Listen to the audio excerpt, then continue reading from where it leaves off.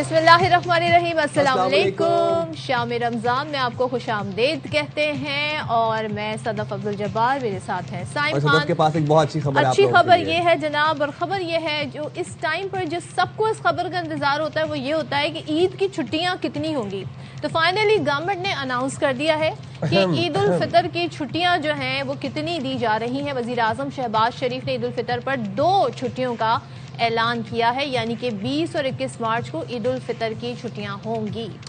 तो 20 और 21 मार्च को ईद उल फितर की छुट्टियां होंगी, हफ्ता इतवार भी छुट्टी होगी। फिर आगे 23 मार्च का क्या प्लान है, ये भी मुझे लगता है कि छुट्टी टाइप की कोई चीज़ होगी, बट वो भी सरकारी छुट्टी है। तो जनाब ये 20, 21 और उसके बाद फिर 23 भी आपके पास सरकारी छुट्टी है। तो वज़ीर-ए-आज़म शहबाज शरीफ ने ईद उल फितर पर 2 छुट्टियों का ऐलान किया है। एक्चुअली में छुट्टियां हैं चार, लेकिन इसको ब्रेक डाउन कैसे किया है, हाँ, बताएं ना।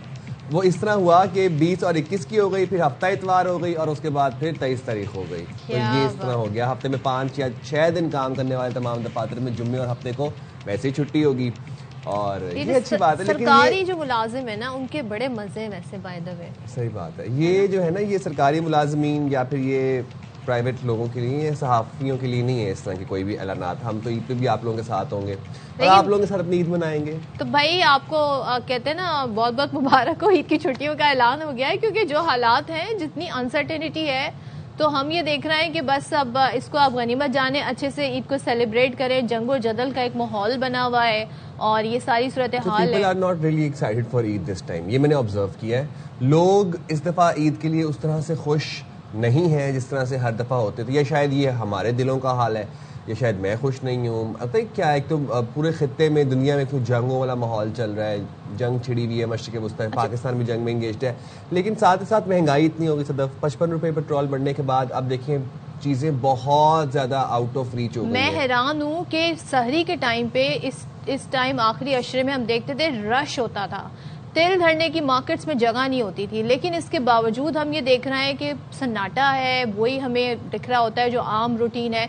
तो ये ज़रा सा कुछ इस बार लोगों पर महंगाई ने ऐसे असर डाला है और इस असर की वजह महंगाई की जो असल बुनियादी फसाद की जड़ है वो है जनाब ये जंग जो हो रही है। अमेरिका और इसराइल की ईरान पर बमबारी का सिलसिला जारी है और ईरान ने भी तय करके रख दिया है कि इन्हें मज़ा चका देना है।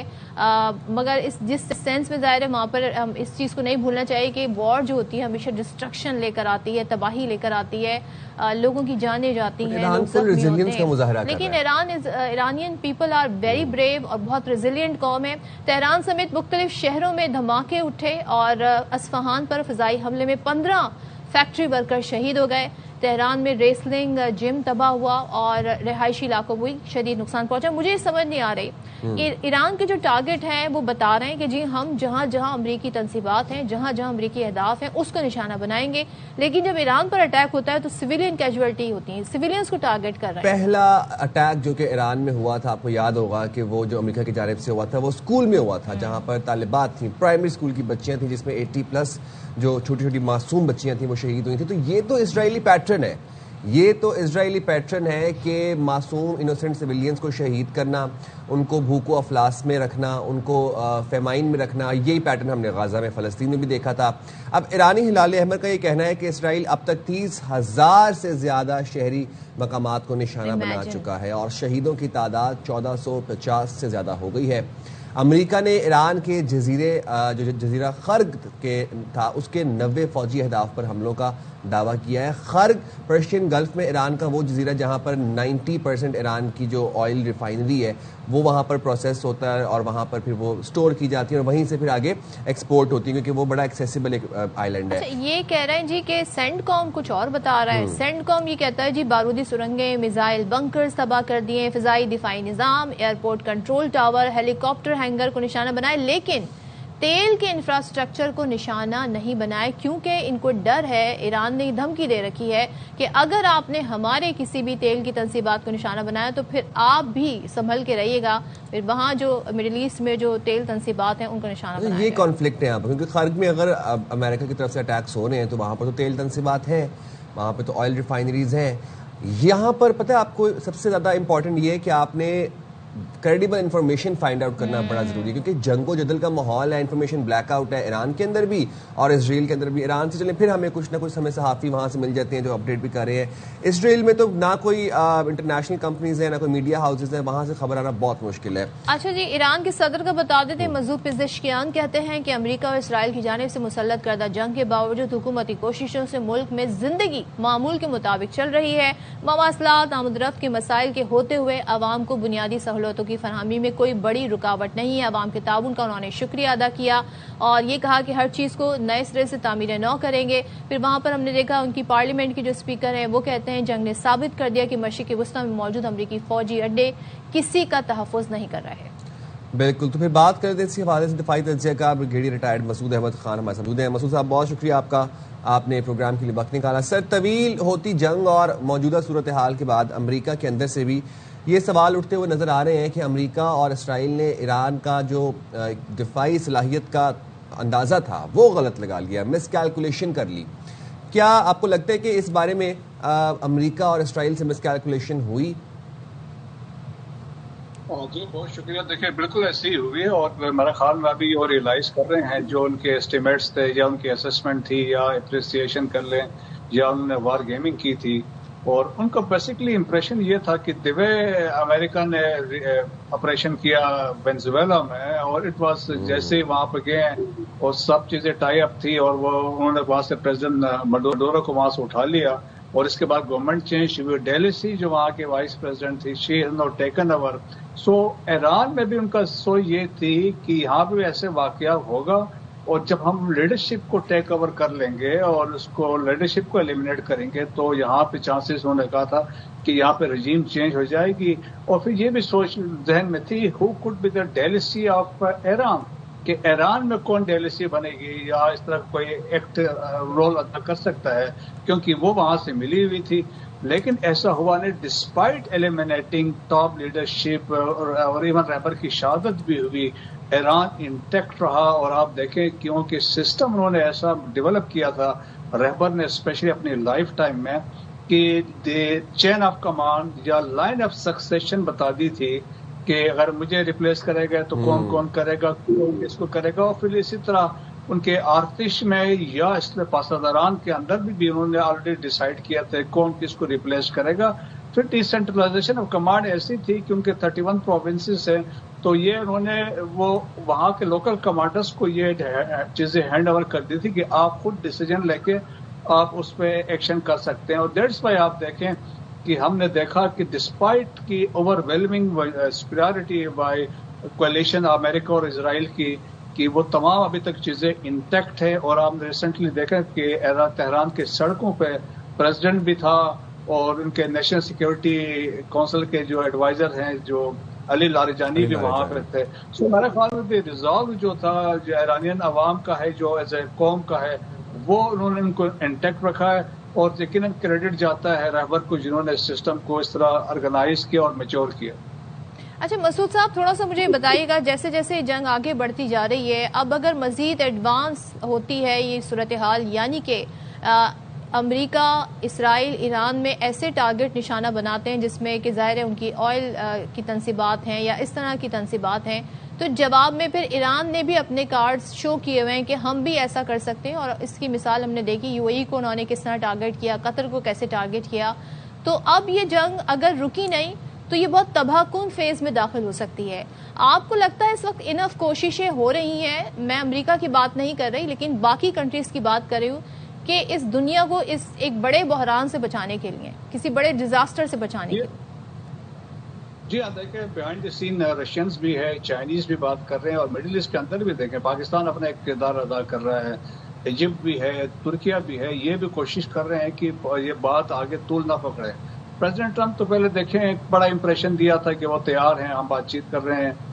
کل کی جو اسٹیٹمنٹ ہم نے سنی ان کی انہوں نے کہا کہ جی وہ ہم کسی جنگ کو ختم کرنے پہ نہیں سوچ رہے ہیں اور اس کے ساتھ ساتھ انہوں نے باقی ممالک کو بھی کہا یورپین کنٹریز کو وہ آ کے اسٹریٹ آف ہارمز کے لیے اور امریکہ کی مدد کرے اس کو ہم نے اسپیئر کرنا ہے.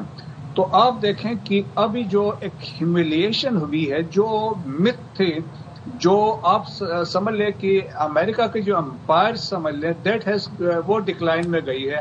اور آپ جو مت آپ دیکھ لیں امریکن کا ایک پاور تھی جس طرح گلف میں دیکھیں 90 میں جب حملہ ہوا ڈیزرٹ اسٹارم تھا تو اس میں امریکہ پریویل کر گیا, ساری دنیا ساتھ تھی.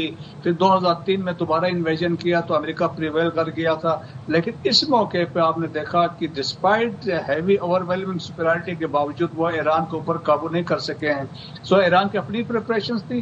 تو ابھی جو میرے خیال میں آپشنز جو دیکھ رہے ہیں, جس طرح آپ نے سنا ہوگا کہ ایک 31 ایکسپیڈیشنری فورس موو کر رہی ہے, 2500 اس میں اسٹرینتھ ہے, میرینز آ رہے ہیں اور یہ آ رہے ہیں جاپان سے چلے ہیں, پیسیفک کمانڈ سے. اب پریزنٹ لوکیشن ان کی تائیوان بتائی جا رہی ہے اور یہ نیکسٹ 1 ویک میں they will be in middle east. So اس میں یہ ایک انڈرسٹینڈنگ ہے کہ یہ بوٹ آن گراؤنڈس پہ چانسز ہیں. یا خرق آئیلینڈ میں 2 آپشنز پہ ڈسکشنز ہو رہی ہیں, آئدر اس کو جب آپ ڈسٹرائی کرتے ہیں تو پھر دیکھیں انٹرنیشنل بوٹ آن گراؤنڈ کدھر سے ہو سکتا ہے, اب کہاں سے یہ بوٹ آن گراؤنڈ کر سکتے ہیں, کس ملک سے کر سکتے ہیں؟ دیکھیں اس میں بہت سارے آپشنس ہیں. پہلے بات یہ ہے جہاں پہ کرد ہیں نارتھ ویسٹ میں اور اس کے اوپر عراق ہے, تو عراق میں ارابیل ہے, ارابیل میں 2 US بیسز ہے وہاں پہ. So that could be a launching point یا جمپ آف پوائنٹ ہو سکتا ہے. وہاں سے آلریڈی دیکھیں کولیشن وہاں پہ کردوں کا بن چکا ہے, ان کے کوآرڈینیشن میں کوشش ہو رہی ہے کہ کردوں کو وہاں سے لانچ کریں یا کرد ایک بفر کریٹ کرے اور وہاں سے یہ launch who. This is a possibility. یا کردستان کے اندر ایک ایسی سچویشن کر کے ان کے کہیں کہ آپ ڈکلیئر کر دیں اپنی independence from Iran, this could be a possibility. That is one thing. Second ہے کہ خرق آئیلینڈ کے اوپر یہ اپنے ٹروپس کو ایمفیبیس, کیونکہ یہ جو میرینز آ رہے ہیں they have the amphibious capability, they are equipped and arm with amphibious operations کے لیے ہیں. اور ان کے ساتھ جو ایک جہاز ہے USS ٹریپولی ہے وہ اسی طرح کے آپریشنس کے لیے استعمال ہو سکتا ہے. سو دس کوڈ بی, آپ دیکھیں ڈسپشن بھی ہوتی ہے کہ آپ کی گراؤنڈ ایمفیبیس آپریشن کے لیے ان کو دکھاتے ہیں اور اوپر سے آپ جہاز سے بندے اتارتے ہیں. This could be a possibility. Kharg island کو ٹیک اوور کر سکتے ہیں. اور اس کے بعد تیسرا آپشن آتا ہے کہ جو پرشین گلف کے ساتھ دیر آر 8 پورٹس ایران کے, تمام ان پورٹس پہ یہ بندے اتار کے ان کو ٹیک اوور کرنے کی کوشش کریں تاکہ وہاں سے پرشین گلف کو کنٹرول کریں. دس کوڈ بی تھرڈ پاسبلٹی. چوتھی پاسبلٹی یہ ہو سکتی ہے کہ جو انرچ یورینیم ہے جو بتایا جا رہا ہے کہ اصفہان والی سائٹ پہ ہیں, کچھ وہ پاسبلٹی ہے وہاں پہ کچھ یہ کوشش کریں. سو آل دی پاسبلٹیز ٹیبل پہ ہیں. سو وہ آپ کسی بھی چیز کو رول آؤٹ نہیں کر سکتی کہ کیا ہوگا اس میں. لیکن دیکھیں کہ جس طریقے سے رسپانس ابھی تک ایران کا آیا ہے اور جس طریقے سے ڈفرنٹ, آپ بھی دیکھیں نا, دے آر بیسیکلی پریشر اس طرح بلڈ کر رہے ہیں increase the cost of the war. گیڈی صاحب, Kharg basically 90% of Iran crude export کا ریسپانسبل ہے. 90% جو کروڈ ہے ایران کا وہ خرگ سے ایکسپورٹ ہو رہا ہے, اور اس کے بعد وہاں ریفائن بھی ہو رہا ہے, وہاں پہ اسٹور بھی ہو رہا ہے, انوینٹری بھی موجود ہے. جون میں جب جنگ ہوئی تھی تو جب اسرائیل نے ایران کی تنصیبات پہ, جو آئل تنصیبات تھیں, جب اس پہ حملہ کرنے کی کوشش کی تھی, حملہ کیا بھی تھا, تو ٹرمپ نے اس بات کا بڑا برا منایا تھا کہ آئل انفراسٹرکچر پہ حملہ نہیں کرنا. ابھی جو ہم اسٹریٹ آف ہارمز بند ہونے سے ایک قلت دیکھ رہے ہیں پوری دنیا میں, گلوبلی ایک پیٹرولیم ریسیشن آیا ہوا ہے, پرائسز انکریز ہو رہی ہیں پیٹرولیم مصنوعات کی, خام تیل نہیں ہے دنیا کے اندر. اگر خرگ کو نقصان پہنچایا جاتا ہے تو آپ کو لگتا ہے پھر تو یہ تو حالات بہت ورس ہو جائیں گے اور پھر ایرانینز بھی خاموش نہیں رہیں گے؟ جی ہاں, دیکھیں دیٹس وائی ایران نے بڑا واضح طور پر کیا ان کو خطرہ ہے, کیونکہ دیکھیں کہ اگر وہ چاہتے ہیں جس طریقے سے پریزیڈنٹ ٹرمپ کے کبھی انکنڈیشنل سرنڈر کی بات کرتے ہیں, پھر وہ یہ کہتے ہیں I can take them out, پھر وہ یہ بھی کہتے ہیں کہ 30 منٹ کی بات ہے. پھر انہوں نے جب خرق آئیلینڈ کے بارے میں ان سے پوچھا گیا کہ آپ خرق آئیلینڈ پہ, انہوں نے کہا پہلے تو ہم نہیں کریں گے ڈیمیج, لیکن کہا within seconds I can change my decision. So آپ ان کے ذہن میں یہ سوچ ہے, وہ چاہیں گے کہ اگر دیکھیں نا کہ یہ خرق آئیلینڈ اکنامک لائف لائن ہے ایران کے لیے.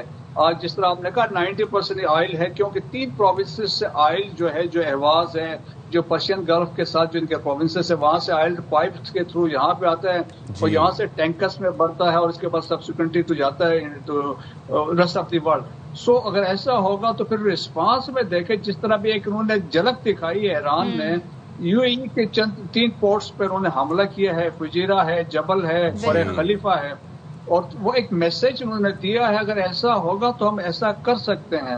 سو اس کے بڑے سیریس امپلیکیشنز وغیرہ انٹرنیشنلی ہوں گے. لیکن آپ دیکھیں ان سے کسی بھی چیز کی توقع کر سکتے ہیں کہ جب ڈسپریشن ہوگی, کیونکہ جس طرح میں نے کہا نا کہ وہ ڈکلائن ہو رہی ہے, وہ جو ایک یونیپولر کنسپٹ تھا دیٹ ہیز گان ڈاؤن, اور ابھی ایک ملٹی پولر ورلڈ ہے, ایک ایران ابھی ان کے سامنے کھڑا ہو گیا, تو بہت سارے ڈسپریشن ہے. ابھی ایون اسرائیل میں آپ دیکھیں جس طریقے سے میزائل ہٹ کر رہے ہیں, جس طرح وہاں ڈسٹرکشن ہو رہی ہے, نتن یاہو کے کوئی آثار نہیں ہے, کوئی ایک ہفتے سے کوئی کا تو پتہ ہی نہیں چل رہا کہ ہی از الائیو اور ڈیڈ, تو یہ بڑی اسپیکولیشن ہے. تو بہت زیادہ ایسے ہے. تو ایران ابھی تک آپ دیکھ لیں کہ جس طریقے سے 3 کنڈیشن رکھی ہیں, اگر آپ اس پہ انہوں نے کہا اس پہ پھر بات چیت ہو سکتی ہے کہ اگر پریزیڈنٹ نے کہا تھا کہ آپ ہماری سوورینٹی کو ایکسیپٹ کر لیں, دوسرا انہوں نے کہا تھا کمپنسیشن جو نقصان ہوا ہے, تیسری بات تھی کہ انٹرنیشنل گارنٹیز آپ ہمیں دیں, یہی عباس اراغچی نے بھی کہا ہے. سو میرا خیال میں اب ایران آ گیا ہے ڈکٹیشن والے ٹرمز میں, پہلے امریکنز کر رہے تھے, اب ایران نے اپنے جو کنڈیشن سامنے رکھی. بالکل آپ نے صحیح اس چیز کا انالیسس کیا ہے. تھینک یو سو مچ مسعود صاحب. کہ ایران اس کی کیسی پوزیشن میں آ گیا ہے کہ وہ اپنی ٹرمز ڈکٹیٹ کر رہا ہے کہ یہ 3 باتیں آپ ہماری مان لیں تو پھر ہم بھی اپنا ہاتھ ہولا رکھیں گے. نتن یاہو کے حوالے سے ایک خبر یہ بھی کہ ان کے صاحبزادے جو he is very active on X, اور دن میں نہ جانے کتنے وہ ٹویٹ اور پوسٹ کرتے ہیں, لیکن پچھلے 3 دن سے ان کا ٹویٹر یعنی ان کا ایکس ایپ جو ہے وہ خاموش ہے. if Netanyahu dies I'll give you Eidi and if he doesn't you'll give me Eidi. اچھا, لوگوں نے نام بھی رکھ دیے. کسی نے نیتن یاہو کا نام پتہ ہے کیا رکھا ہے؟ سیٹن یاہو. تو بھائی لوگ بڑے کریٹو ہیں, تو نام بھی بڑا چن کے ویسے رکھا ہے. عیدی والی بات پہ آپ آئی نہیں, ویسے میں نے دیکھا ہے آپ نے فوراً سے کیا چیز عیدی والی بات پہ. ہاں پیسے ہوں تو میں آپ کو عیدی دوں. اگریڈ. موونگ فارورڈ جناب, نیکسٹ ہمارے پاس آپ کو ذرا بتا دیں کہ اب یو اے ای اور ایران میں کیا چل رہا ہے. بیسیکلی متحدہ عرب امارات نے ایران کا الزام مسترد کر دیا ہے جس میں کہا یہ گیا تھا کہ خرق جزیرے پر حملے میں اماراتی زمین استعمال کی گئی. اماراتی صدر کے سفارتی مشیر انور غرخشاش نے کہا کہ اپنا دفاع کرنے کا حق حاصل ہے لیکن دلیل اور منطق کو ترجیح دیتے ہیں. تہران کی پالیسی کنفیوزنگ ہے اور جس میں ذہانت نظر نہیں آ رہی. الجزیرہ نے پاسداران انقلاب کے حوالے سے یہ بھی بتایا ہے کہ ایرانی فوج نے سعودی عرب پر حملے نہیں کیے. تو یہ سعودی اور ایران کا جو ابھی جو ایشو تھوڑا سا چل رہا ہے یہ سارٹ آؤٹ کرنے کی کوشش کی جا رہی ہے, کیونکہ خرق بڑا امپورٹنٹ جزیرہ ہے اور خرق پہ ایران کا یہ کہنا تھا کہ جو حملہ ہوا ہے وہ سعودی سرزمین سے ہوا ہے, سعودی میں جو امریکن ملٹری ایئر بیس ہے وہاں سے ہوا, لیکن سعودی نے اس چیز کو ڈینائی کر دیا. اچھا, وہاں سے ویسے اس پہ کوئی زیادہ ہم دیکھ رہے ہیں کامنٹری بھی نہیں ہو رہی. بہرحال آپ کو یہ بھی بتائیں کہ ایران یہ کہتا ہے جی اسٹریٹ آف ہارموز بند نہیں ہے, بلکہ ہم نے یہ کنٹرول کیا ہوا ہے, یہ طے کیا ہوا ہے کہ کون یہاں سے گزر کے جا سکتا ہے. تو ابھی تو بند بھی نہیں کی ہے. تو آبنائے ہرمز دنیا بھر کے لیے توانائی کی ایک لائف لائن ہے جسے کھلوانے کے لیے, یعنی جہاں امریکہ کو راستہ چاہیے امریکہ چاہتا ہے, چین تک سے امریکہ گزارش کر رہا ہے. امریکہ کے صدر نے دیگر ممالک سے مدد مانگ لی ہے اور دعویٰ کر دیا ہے کہ آبنائے ہرمز ہر صورت جو ہے آزاد کرائیں گے. ڈونلڈ ٹرمپ کہتے ہیں چین, فرانس, جاپان, جنوبی کوریا اور برطانیہ بھی اپنی جہاز بھیجیں, یعنی کہ انہیں ہیلپ چاہیے اور چائنا سے ہیلپ چاہیے جن کے اوپر اتنا بھاری ٹیرف لگا رہے تھے وہ. تو یہ تو پھر دیکھیں وقت جو ہے نا وہ ہمیشہ ایک جیسا نہیں رہتا. اب یہاں پر چائنا سے ٹیرف, چائنا کی بات کریے, یہاں پہ تو رشیا سے آئل لینے کی اجازت بھی دے دیا انہوں نے بھائی. تو Donald Trump is very very unpredictable. بات کر لیتے ہیں, ہمارے ساتھ موجود ہیں اس وقت ایڈمرل ریٹائرڈ فیصل شاہ صاحب. تھینک یو سو مچ فیصل شاہ صاحب فار جوائننگ اس. سب سے پہلے بتائیے گا, امریکی صدر آبنائے ہرمز کھلوانے کے لیے بے چین ہیں, چین تک سے مدد مانگ رہے ہیں, کہہ رہے ہیں جی اپنے جہاز بھیج دیں, اور اس سے پہلے جو انشورنس کی رقم کی بھی آفر کی ہے. دوسری طرف سے تہران جو ہے وہ اپنے تمام جو ہے ٹرمز بتا رہا ہے کہ 3 شرائط ہیں, یہ مان لیں تو پھر بات جو ہے وہ ذرا ریزالو کی طرف جا سکتی ہے. آپ کو لگتا ہے ڈونلڈ ٹرمپ کی کوششیں کسی بھی سطح پر ایکسیپٹیبل ہیں باقی کنٹریز کو؟ بہت شکریہ مجھے پروگرام میں لینے کا. دیکھیں, آبنائے ہرمز ایک ایسا علاقہ ہے جہاں سے دنیا کی 20% انرجی سپلائیز جاتی ہیں. آپ کو پتہ ہے یہ 40% تقریباً ٹریڈ جاتی ہے یہاں سے, اور پھر یہاں سے جو تیل جاتا ہے تقریباً 21 ملین بیرل, تو اس میں سے 18 ملین بیرل چائنا کو جاتا ہے. تو 80% جو یہاں سے تیل گزر رہا ہے وہ چائنا کو جاتا ہے. تو ظاہری بات ہے کہ خطے کے اور خطے سے باہر کے بہت سارے ممالک جو ہیں وہ اس کی وجہ سے افیکٹڈ ہیں. جو خطے کے ممالک ہیں ان کا تو دار و مدار ہی اسٹریٹ آف ہارمز پر ہے, اور یہ ایران کی ایک اسٹریٹجک کیپیبلٹی ہے جو اس نے یوز کی ہے. اور اسٹریٹجک کیپیبلٹی وہ ہوتی ہے جو ملک تمام ممالک اس وقت یوز کرتے ہیں جب ان کو دیوار سے لگا دیا جاتا ہے لاسٹ آپشن کے طور پہ. تو ایران نے اس جنگ میں شروع میں ہی یہ اسٹریٹجک کیپبلٹی اپنی یوز کر لی. اب اگر ایران اس کو کھول دیتا ہے پریشر میں آ کے یو ایس کے, تو پھر یہ اسٹریٹجک کیپبلٹی ہمیشہ کے لیے فیل ہو جائے. تو ایران تو اس کو کھولنے والا نہیں ہے, یہ چیز ایک کنفرم ہے مجھے. اور یہ بات درست ہے کہ ایران نے اعلان کیا ہوا ہے کہ یہ ہم نے بند کی ہے, ابھی تک اس نے باقاعدہ اس کو بند نہیں کیا, کیونکہ بند کرنے کا مطلب یہ ہے کہ اس میں فزیکل میجرز ایسے لیے جائیں جس کی وجہ سے یہ بند ہو جائے. اور وہ فزیکل میجرز کیا ہیں کہ یا تو اس میں مائنز پھینک دی جائیں جس کی وجہ سے شپس نہ گزر سکے, یا پھر اس کے اندر کوئی شپ باقاعدہ ایک شپ کو ڈبو دیا جائے اور اس کو سی بیڈ پہ بٹھا دیا جائے جس کی وجہ سے باقی شپس کی جو سیفٹی ہے وہ ڈینجرس ہو جائے. تو یہ فزیکل میجرز ہیں جو ایران ابھی لے سکتا ہے, لیکن ایران نے اس کو کنٹرول کیا ہوا ہے اور یہ ایران کے کنٹرول میں اس لیے ہے. ایک چیز بتائیے گا, اس سارے جنگ میں سب سے زیادہ جو ولنریبل ٹارگٹ ہے وہ مڈل ایسٹ ہے. مڈل ایسٹ کی جو کنٹریز ہیں وہاں پر جس طریقے سے نشانہ بنایا جا رہا ہے, ہم یہ دیکھ رہے ہیں امریکہ کا تو ایسا کوئی نقصان نہیں ہو رہا, امریکہ تو دور بیٹھا ہے, زیادہ زیادہ ان کے جہاز کو نقصان پہنچا دیا جائے گا, یا پھر اگر وہ اسٹریٹ آف ہرمز سے کوئی گزرتا ہے تو وہاں نشانہ بنایا جائے گا. لیکن اصل نقصان ہو رہا ہے قطر کا, دبئی کا, عمان کا, بحرین کا. اور یہاں پر ہم دیکھ رہے ہیں ظاہر تیل ان کی لائف لائن ہے, اگر یہ سب ڈیمیج ہوتا ہے, معاشی طور پہ ڈیمیج ہوتا ہے, تو پھر تو اس کا کوئی حل نہیں نکل سکتا. آپ کے خیال میں یہ کنٹریز اس وقت زور ڈال رہی ہوں گی امریکہ کی کہ بھائی آپ اس کا کوئی سولوشن نکالیں؟ دیکھیں, پہلی چیز تو یہ کہ یہ صرف ان کا تیل اور گیس کا دار و مدار اس پہ نہیں ہے, بلکہ ان کے تو کھانے پینے کا سارا دار و مدار اس پر ہے. جو دنیا سے چیزیں ان کے پاس آ رہی ہیں وہ بھی تو یہیں سے آ رہی ہیں گزر کے, تو وہ نہیں آ پائیں گی تو ظاہری بات ہے ان کی خیر شادی ہو جائے گی. دوسری چیز یہ کہ ان کے اس وقت جو مڈل ایسٹرن کنٹریز ہیں, خاص طور پہ جو عرب کنٹریز ہیں, ان کے لیے بہت مشکل ٹائم ہے. سب سے زیادہ نقصان اس وقت ان کو ہو رہا ہے. سیکیورٹی ان کی چلی گئی, اکانومی ان کی چلی گئی, انٹیگریٹی ان کی چلی گئی, کریڈیبلٹی ان کی چلی گئی. امریکہ میں انہوں نے انویسٹمنٹ کی سیکیورٹی میں, آؤٹ سورس کی اپنی سیکیورٹی کو, ان کے بہت سارا ویپن اکوپمنٹ خریدا, ان کو بیسز دیے, تو بجائے وہ بیسز ان کے لیے سیکیورٹی پرووائڈ کرنے کے ان کے لیے لائبلٹیز بن گئے. ان بیسز کی وجہ سے ان کے اوپر اٹیکس ہو گئے. تو جو ان کا ایک پروفائل تھا کہ جی یہ بڑی سیف جگہیں ہیں, یہاں پہ انویسٹمنٹ کی جا سکتی ہے, یا ٹورزم ہو سکتا ہے, یہ ٹرانزٹ ہبس بن سکتے ہیں, وہ ساری چیزیں ابھی ختم ہو گئی ہیں. اور آنے والے دنوں میں یہ جب ختم بھی ہو جائے گی تو ان کو یہ نقصانات رہیں گے, ان کو اس کا ازالہ کرنا پڑے گا. تو یہ بہت ہی مشکل ٹائم ہے اس وقت عرب کنٹریز کے لیے. لیکن اس کے باوجود آپ یہ دیکھیے کہ اسرائیل اور امریکہ کی بھرپور کوشش ہے کہ یہ اس جنگ میں ان کے ساتھ شامل ہو جائیں ایران کے خلاف. عرب کنٹریز ایران کے خلاف باقاعدہ شامل نہیں ہوئے, جو کہ ایک بہت بڑا اچھا شگون ہے مڈل ایسٹ کے لیے. اور میں سمجھتا ہوں کہ جب یہ جنگ ختم ہوگی تو ہم ایک نیا مڈل ایسٹ دیکھیں گے, اور مجھے امید ہے کہ وہ مڈل ایسٹ ایک یگانگت اور اتحاد کا سرچشمہ ہوگا, جس میں ایران اور یہ عرب کنٹریز سب مل کے میرا خیال ہے کہ ایک مڈل ایسٹ کو ڈیفائن کریں گے. اور اسی طرح اسٹریٹ آف ہرمز کی بات اگر میں کرتا ہوں تو میرا اپنا یہ خیال ہے کہ اسٹریٹ آف ہرمز وہ علاقہ ہے جو دنیا کی جیو پالیٹکس کو ری ڈیفائن کرے گا اس جنگ کے بعد. اگر یہ اسٹریٹ آف ہرمز امریکہ واپس حاصل کرنے میں کامیاب ہو جاتا ہے تو امریکہ کی بالادستی ہو جائے گی, اور اگر ایران اس کو کنٹرول رکھنے میں کامیاب رہتا ہے تو پھر ایران ایک نیا ایران, بڑا مضبوط ایران ابھرے گا دنیا کے نقشے میں. تو ہم یہ آگے دیکھ سکتے ہیں کہ دیکھیں کیا آگے ہوتا ہے. اور ابھی تو یہ ٹسل چل رہی ہے. پریزیڈنٹ ٹرمپ کو ایک بات میں آپ کو بتا دوں کہ یہ بالکل ان کو کلیئر ہے کہ وہ اسٹریٹ آف ہرمز کو آسانی سے خالی نہیں کرا سکتے, اس کا کنٹرول نہیں چھڑا سکتے.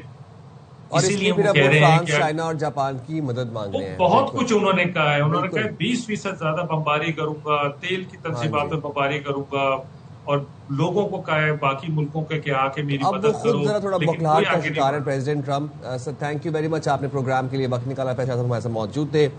ہم جائیں گے اب یہاں پر ایک چھوٹی سی بریک پہ اور حاضر ہوں گے بریک کے بعد.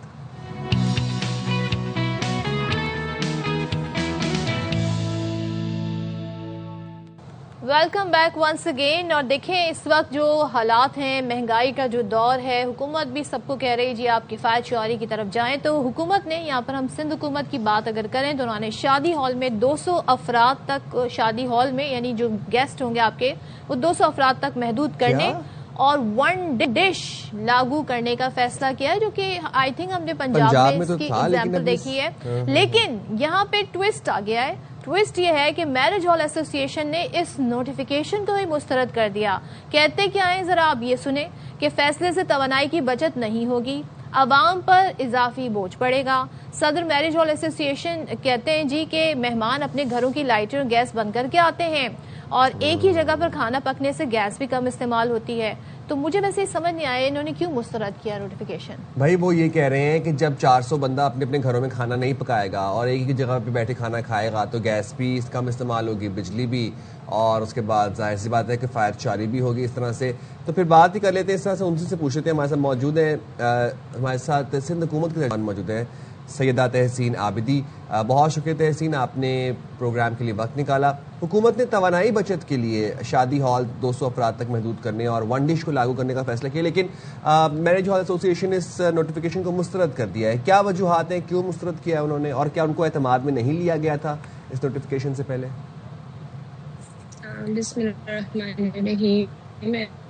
Thank you so much for having me Saim and Sadaf. देखें, जो हुकूमत ने इस दफ़ा जो इक़दामात उठाए, हम सबको पता है कि जिस तरह इंटरनेशनल सिनेरियो में जिस तरह हालात चेंज हुए हैं, मुल्क को इस वक्त जो है वो गैस और एनर्जी दोनों चीज़ों का सामना है, उसकी शॉर्टेज का सामना है। तो उसको मद्देनजर रखते हुए ये स्टेप लिया गया था। जहाँ तक उनकी मुस्तरद करने की बात है, देखिए हमारे जो है वो दरवाजे खुले हैं, हम बात करने को तैयार हैं। अगर उनकी कोई ऐसी रिजर्वेशंस हैं वो आएँ, हमसे आके बात करें। जहाँ पॉसिबिलिटी होगी रिलैक्स उनको देने की वो हम देंगे। हम ऐसा नहीं है कि जी बड़ा स्ट्रिक्टली हमने बंद कर दिया है कि जी हमने कह दिया तो होगा। अगर उनके पास कोई ऐसी लॉजिक्स हैं कि वो हुकूमत को कन्विंस कर सकें जो कि अवामी मफाद में बेहतर हो, इस सूबे के लिए, इस मुल्क के लिए बेहतर हो, तो वाई नॉट, वो आए हमसे बात करें। लेकिन अगेन मैं भी कहूंगी कि अगर हमने इस तरह की किफायतशारी पैकेज के थ्रू सीएम साहब ने ये तमाम जो हैं वो एसओपीज जो हैं वो अनाउंस किए हैं, तो यकीनन इसकी सेफ्टी के इसकी बचत के लिए ही है कि जिस तरह हम बहुत ज्यादा स्पेकुलेशन की जा रही है कि अल्लाह न करे गॉड फॉरबिड अगर ये हालात नहीं बेहतर होते, जिस तरह मिडिल ईस्ट में जिस तरह जंग के इस वक्त हालात हैं, तो यकीनन वो एक पूरे सिर्फ पाकिस्तान में नहीं पूरी दुनिया इसकी लपेट में आएगी। आपको भी पता है साइम कि तमाम जगह पे जो है वो इस तरह की चीजें, क्योंकि पेट्रोल जिस रफ्तार से ऊपर जा रहा है। जो ये आप लोगों ने ये फैसला किया है, क्या किसी किस्म की सजाओं का भी इतलाक होगा, कोई जुर्माने भी इसमें तय किए गए कि अगर लोग इस पर अमल दरामद नहीं करते तो फिर कितने जुर्माने होंगे, क्या सजाएं होंगी? नहीं सदफ, अभी तक ऐसा कोई नोटिफिकेशन हमारे पास तो नहीं आया, या सिर्फ कोई भी चीज हमारे पास अभी नहीं आई है कि अगर उसका इम्प्लीमेंटेशन नहीं होगा, क्योंकि उसकी मॉनिटरिंग के लिए भी टीओआर सेट किए हुए हैं कि जो कंसर्न डिपार्टमेंट्स हैं, जो कंसर्न इंस्टीट्यूट्स हैं, वो जो है इसकी पूरी रिपोर्ट बना के कैबिनेट को देंगे कि जहाँ पे अमल दरामद नहीं हो रहा होगा फिर फर्दर क्या स्टेप है, तो वो तो कैबिनेट विल डिसाइड, जैसे विल डिसाइड कि क्या होंगे। लेकिन अभी तक फिलहाल ऐसा कोई चीज सामने नहीं आई है। जी, अभी तक सामने नहीं आई ऐसी कोई चीज। अच्छा, ये बताएगा कि इजंट इट लाइक ये तवानाई की बचत की जब हम बात करते हैं तो ये थोड़ा ज़्यादा फीजिबल नहीं है कि 400 लोग अपने घर में गैस और बिजली बंद करके एक शादी हॉल में या मैरिज हॉल में इकट्ठे होकर सारे खाना खा लें और वहाँ पे तकरीब अटेंड कर लें? So don't you think this is much better? Saim, जो वो 400 लोग आएंगे वो पैदल तो नहीं आएंगे ना, वो गाड़ियों में ही आएंगे ऑफ कोर्स। और जो गाड़ियां हैं वो पेट्रोल से ही चलेंगी या डीजल से चलेंगी या सीएनजी से, जिससे भी चलेंगी, तो वो डेफिनेटली आप पे प्रेशर तो आएगा। फिर डिशेस की भी बात कर रहे हैं कि जी गैस ज्यादा खर्च नहीं होगी। हम अपने घर में भी अगर एक चाय बनाते हैं तो एक ही चूल्हा यूज होता है ना, अगर हम उसके साथ कुछ और बनाते हैं तो दूसरा चूल्हा यूज होता है। मतलब इट्स वेरी क्लियर ना कि आप जितनी ज्यादा आप अपनी क्वांटिटी बढ़ाएंगे, आप ज्यादा चीजों को जो है वो यूज करेंगे, यूटिलाइज करेंगे। तो मुझे नहीं लगता कि ये चीज अंडरस्टैंड करना इतना मुश्किल है जितना ये लोग बना रहे हैं इनके बिजनेस के अपने लेके। कि देखिए हमने अगर जहां हम रिलीफ दे सकते हैं, जैसे मार्केट्स वगैरह में अगर आप देखें कि लास्ट 10 डेज में हमने मार्केट्स को बंद करने की अभी सख्ती नहीं की, इसीलिए क्योंकि उन्होंने हमसे रिक्वेस्ट की थी, गवर्नमेंट से रिक्वेस्ट की थी कि जी यही 10 दिन तो हमारा सीजन होता है, इसी में तो हम प्रॉफिट कमाते हैं। तो वो ईद के बाद उस पर भी जो है वो चेंजेस आएंगे कि उसकी भी टाइमिंग्स जो है फिर वो हम फिक्स करेंगे कि जी इतनी टाइमिंग्स के लिए, लेकिन उनको रिलैक्स किया गया। तो मुझे लगता है जहां इतनी अगर उनकी रिजर्वेशंस हैं वो आए, हुकूमत से बात करें, जहां उनकी बात में लॉजिक होगी वहां उनकी बात सुनी भी जाएगी। लेकिन अगर लॉजिक नहीं है, वो चीजें सूबे के लिए, लोगों के लिए बेहतर नहीं है, तो यकीनन जो जो सिंध गवर्नमेंट ने अनाउंस किया उसी पे अमल दरामद थैंक यू सो मच तहसीन। यानी कि गवर्नमेंट ने फैसला तो किया है, लेकिन अभी भी एक ऑप्शन है, एक चांस दिया है मैरिज हॉल एसोसिएशन को, अगर आपके पास कोई ऐसी तजावीज़ें लेकर आए, बात सुनने को तैयार है, उसके बाद इस पर अमल दरामद होगा तो अच्छा स्टेप है। लेकिन हुक्मरानों को भी चाहिए सर अपने खर्चे कम करें। मैं ये सोच रहा हूँ कि अभी ईद आने वाली है तो रमज़ान के आखिरी दिनों में क्राइम रेट बहुत ज़्यादा इंक्रीज़ हो जाता है, तो कहीं ये तो नहीं होगा कि पुलिस की मोबाइल्स जो है वो हमें कम गश्त करती हुई नज़र आएँ, क्योंकि हालात बहुत ख़राब हो जाते हैं। तो अल्लाह खैर करे, लेकिन ये है कि हम जाएंगे छोटी सी ब्रेक पे, हाजिर होंगे ब्रेक के बाद। Stay there with us.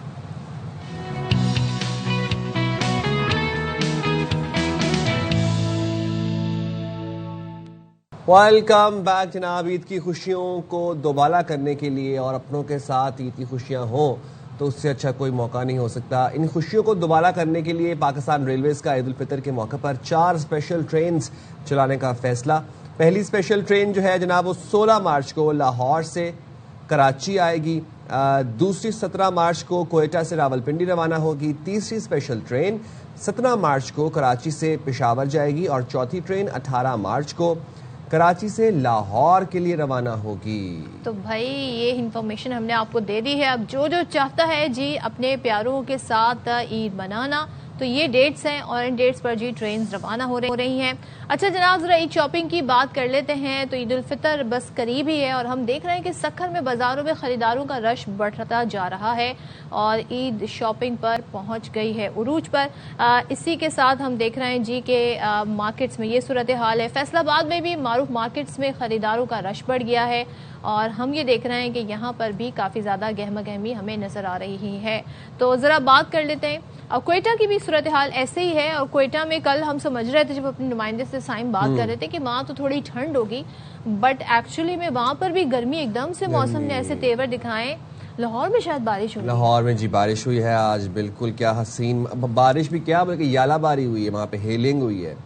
तो जी सखर से सहरिश हैं हमारे साथ और फैसलाबाद से हमारे साथ मोहम्मद काशिफ हैं और कोयटा से हमारे साथ मंजूर अहमद मौजूद हैं। तो सबसे पहले ज़रा लेडीज़ फर्स्ट कर लेते हैं।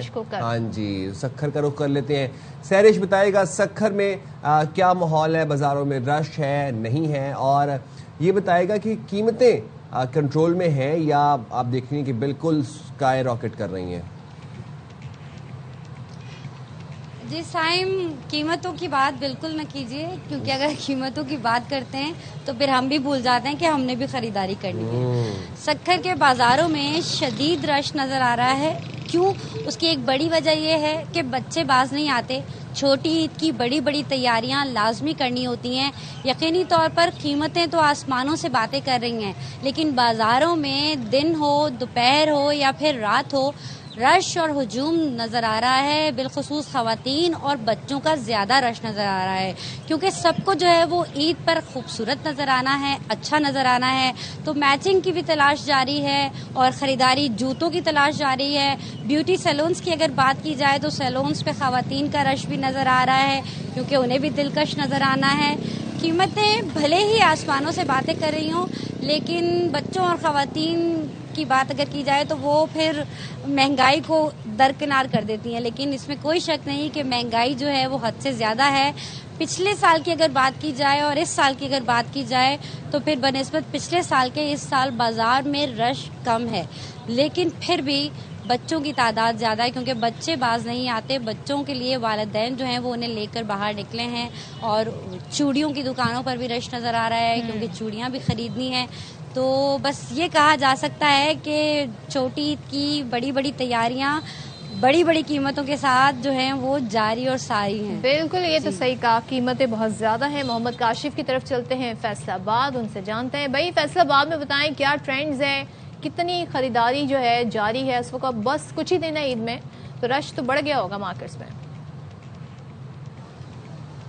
जी मेरे अक्ल में देख सकते हैं कि जैसे जैसे ईद करीब आती जा रही है, रश जो है वो बढ़ता जा रहा है। तकरीबन 15 रमज़ान मुबारक के बाद जो है रश जो है वो बढ़ना शुरू हो गया था। अब चांद रात तक जो है वो रश ऐसे रहेगा। कीमतों की अगर बात कर ली जाए, जिस तरह के सखर के और मुल्क भर के दूसरे शहर है वहाँ पर कीमतें हैं, तो फैसलाबाद में भी कीमतें ऐसे ही आसमान से बातें कर रही हैं। जो चीज़ अगर 500 की है वो 700-800 की मिल रही है। अगर 5000 की है तो उसकी कीमत 1000 से 1500 रुपये जो है बढ़ चुकी है। تو پہلے تو یہ تھا کہ خواتین جو ہیں وہ جو ملبوسات خرید رہی تھی جو کہ انہوں نے سلائی کرنا تھا، لیکن اب جو ہے سلائی کا جو خواتین سلائی کا وہ کہتے ہیں کہ اب نئی ٹائم ہے، وقت نہیں ہے سلائی کا، اب وہ ریڈی میڈ میرے علاقے میں جو بوانا بازار مارکیٹ ہے جہاں پر ریڈی میڈ سوٹ کی جو ہے بڑی مارکیٹ ہے، خواتین کی بڑی تعداد جو ہے وہ ریڈی میڈ سوٹ جو ہے وہ خرید رہے ہیں، جس میں جیسے کہ 2 بار بارش ہو چکی ہے اس ہفتے میں فیصل آباد میں، تو بارش سے پہلے موسم جو ہے وہ کچھ اور تھا، اب جو موسم بارش کے بعد اس کے درجہ حرارت جو ہے وہ اس میں فرق پڑ جاتا ہے، تو اس وقت شہری جو ہیں وہ اس کشمکش میں ہے کہ وہ کس طرح کے جو ہے ملبوسات لون کے خریدیں یا جو ریشمی جو ہے وہ خریدیں۔ اس وقت ریڈی میڈ جو سوٹ ہیں وہی زیادہ جو خواتین ہیں وہ خریدے جا رہے ہیں، زیادہ تر جو بچے ہیں وہ بھی اپنے والدین کے ساتھ ضد کر رہے ہیں کہ رنگ برنگے جو ہے تو آپ صحیح کہہ رہے ہیں، اس وقت تو ریڈی میڈ کے علاوہ آپشن ہی کوئی نہیں ہے نا، کیونکہ دیکھیں اگر تو فار انسٹنس اس مہینے کسی کی تنخواہیں لیٹ بھی اگر ہوئی ہیں تو وہ پھر ٹیلر میڈ تو کروا نہیں سکتے نا، ظاہر سی بات ہے ٹیلر پہ ٹائم بھی لیتے ہیں اور ٹائم پہ دیتا بھی نہیں ہے، تو پھر سستے ریڈی میڈ یہ بھی مسئلہ ہے کہ اگر جن لوگ مسئلہ ہو جاتا ہے پھر ریڈی میڈ بہت مہنگے ملتے ہیں۔ تو کوئٹہ سے ذرا جان لیتے ہیں، کوئٹہ میں منظور احمد ہے ہمارے پاس۔ منظور آپ بتائیے گا کوئٹہ میں لوگ ریڈی میڈ کپڑوں کی طرف زیادہ رجحان دکھا رہے ہیں یا پھر آپ کو لگتا ہے کہ وہ ٹیلرز کے پاس جا رہے ہیں؟ جی دیکھیں، کوئٹہ میں بھی جو عید ہے اس کی تیاریاں جاری ہیں بازاروں میں۔ آج اتوار کے روز دن میں بھی رش نظر آ رہا ہے، ویسے تو افطار کے بعد رش نظر آتا ہے، اور لوگ اس وقت فیملی جو ہے اکٹھے آ کے خریداری کر رہے ہیں، خاص طور پہ بچے اور بچیوں کی چیزیں جو ہیں خریدی جا رہی ہیں۔ قیمتوں کی جہاں تک بات کی جائے، قیمتیں زائد ہے، اس میں کوئی شک نہیں ہے، ہمیشہ یہ عید کے دنوں میں ہوتا ہے، لیکن سب سے بڑا جو کنسرن ہے والدین کا وہ یہ کہ کوالٹی نہیں ہے، جو چیز وہ خرید بھی رہے ہیں وہ کوالٹی اس کی نہیں ہے، جس کی وجہ سے وہ زیادہ ان کو پھرنا پڑتا ہے، ڈھونڈنا پڑتا ہے تاکہ ان کے پسند کی چیز بھی ہو اور معیار میں بھی بہتر ہو۔ تو لوگ ان تمام تر کشمکش میں اپنی شاپنگ کر رہے ہیں، اور خاص طور پہ یہ بھی ہے وہ جو تنخواہ دار طبقہ ہے وہ تو بہت ناپ تول کے خرچ کرتا ہے۔ ایک چیز یہاں پہ ہے کہ دکاندار جو پریشان ہیں وہ کہتے ہیں کہ ماضی کی نسبت اس مرتبہ خریداری اب تک جو ہے اس طرح سے آگے نہیں بڑھی ہے۔ وہ یہ توقع کر رہے ہیں کہ گورنمنٹ نے اناؤنس کیا ہے کہ ایڈوانس سیلری کی جو کہ 16 مارچ تک متوقع ہے، وہ مل جانے سے یہ امید ہے کہ بازاروں میں رش بڑھ جائے گا اور جو خریداری کا سلسلہ ہے وہ روایت کے مطابق آگے بڑھے گا۔ لیکن اس وقت بھی ٹھیک ٹھاک رش ہے مارکیٹوں میں، عید بازار لگے ہوئے ہیں، مختلف جگہوں پہ اسٹال لگے ہوئے ہیں، جو روایتی بازار ہیں کوئٹہ کے لیاقت بازار ہو یا اسے ملک کا دیگر مارکیٹیں، وہ روایتی جوش و خروش کے ساتھ وہاں پر خریداری کا سلسلہ جاری ہے، رش بھی جاری ہے، لیکن مہنگائی نے کافی لوگوں کو پریشان کر رکھا ہے۔ جی ٹھیک ہے، منظور احمد، محمد کاشف، سہرش کوکر، آپ تینوں کا بہت شکریہ، اور آپ لوگ بھی جائیں اپنی اپنی شاپنگ کریں۔ منظور نے ایک بڑی انٹرسٹنگ بات بتائی، انہوں نے کہا کہ حکومت نے اناؤنس کیا ہے کہ جو سرکاری ملازمین ہیں ان کو ایک ایڈوانس سیلری ملے گی اور وہ 16 مارچ تک متوقع ہے۔ کتنی آؤٹ اسٹینڈنگ بات ہے ویسے، ایڈوانس سیلری مل گئی ہے ایک اور جو ملنی چاہیے تھی، اور ایڈوانس والی بونس الگ مل رہا ہے، تو کیا سرکاری سطح بات پر یہ ہے۔ اعلان کیا گیا، سرکاری ملازمین کے پرکس تو بچپن میں ہیں۔ ہمیں مشورہ دیا تھا جی سرکاری جاب نہ کرنا، ہاں ڈھونڈتا ہوں سر بھائی۔ اچھا چلیں جناب، موونگ فارورڈ، آپ کو ذرا جب ہم عید کی شاپنگ کے حوالے سے باتیں کر ہی رہے ہیں اور عید پہ لوگوں کی کچھ خاص علاقوں کی کچھ خاص روایات ہوتی ہیں، اسی طرح ہم دیکھتے ہیں کہ شلوار قمیض کے ساتھ ٹوپی یا پھر پگڑی کچھ علاقوں میں پہنی جاتی ہے، کچھ روایات کا، کچھ کلچرز کا حصہ ہے، چمن کی پشتون قبائل کی ثقافت کا اہم ترین حصہ ہوتی ہے جناب، اس لیے ٹوپی اور پگڑی کے بغیر عید کی شاپنگ مکمل نہیں ہوتی۔ تو آپ کو ذرا رپورٹ کر رہے ہیں اختر گلفام، اس حوالے سے دیکھ لیتے ہیں ان کا ایک پیکج۔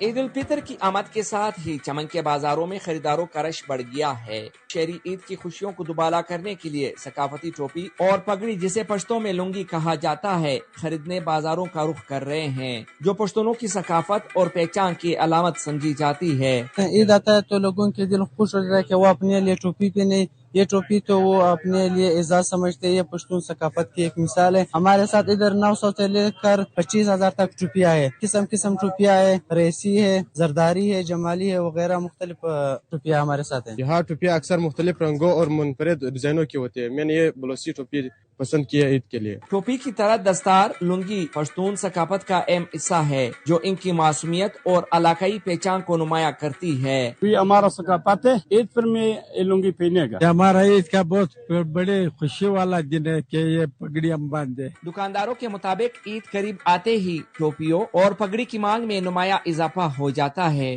ईद के मौके पर टोपी और लुंगी की खरीदारी सकाफत से मोहब्बत और रिवायत की खूबसूरत झलक पेश कर रही है। कैमरामैन आयतुल्लाह के साथ अख्तर गुलफाम, ARY न्यूज, चमन। भाई मैं तो इनकी क्वालिटी देख के हैरान हूँ, कितने जबरदस्त तरीके से इतनी खूबसूरत कलर्स में ये मिल रही हैं, अवेलेबल हैं लोगों को, तो क्या ही बात है जी। चमन में हमने देखा बड़ी जबरदस्त। अच्छा जी, आप आलमंड्स हर चीज के अंदर ना फिर वो उस चीज को हेल्दी बना देते हैं। तो अब जरा एक ब्रेकिंग आपके साथ शेयर कर लेते हैं, और खबर यह है कि मिट्टी के तेल के बाद लाइट डीजल भी 67 रुपीज़ 51 पैसे फी लीटर महंगा हो चुका है, और लाइट डीजल ऑयल की नई कीमत 302 रुपये 52 पैसे फी लीटर मुकर्रर की गई है। इससे कबल लाइट डीजल ऑयल की कीमत 235 रुपये 1 पैसे थी। तो आपको बता रहे हैं मिट्टी के तेल के बाद लाइट डीजल भी 67 रुपये 51 पैसे फी लीटर महंगा हुआ है। लाइट डीजल ऑयल की नई कीमत 302 रुपये 52 पैसे फी लीटर मुकर्रर की गई है, और इससे कबल लाइट डीजल ऑयल की कीमत 235 रुपये 1 पैसे थी। तो अब हम देख रहे हैं कि लाइट डीजल भी महंगा हो गया है और 67 रुपये 51 पैसे फी लीटर महंगा हुआ है। ये जी हालात का नतीजा है जो जंग और जदल जारी है, उसकी वजह से। चलो जी यहाँ पर ब्रेक लेते हैं और ब्रेक के बाद वापस आते हैं।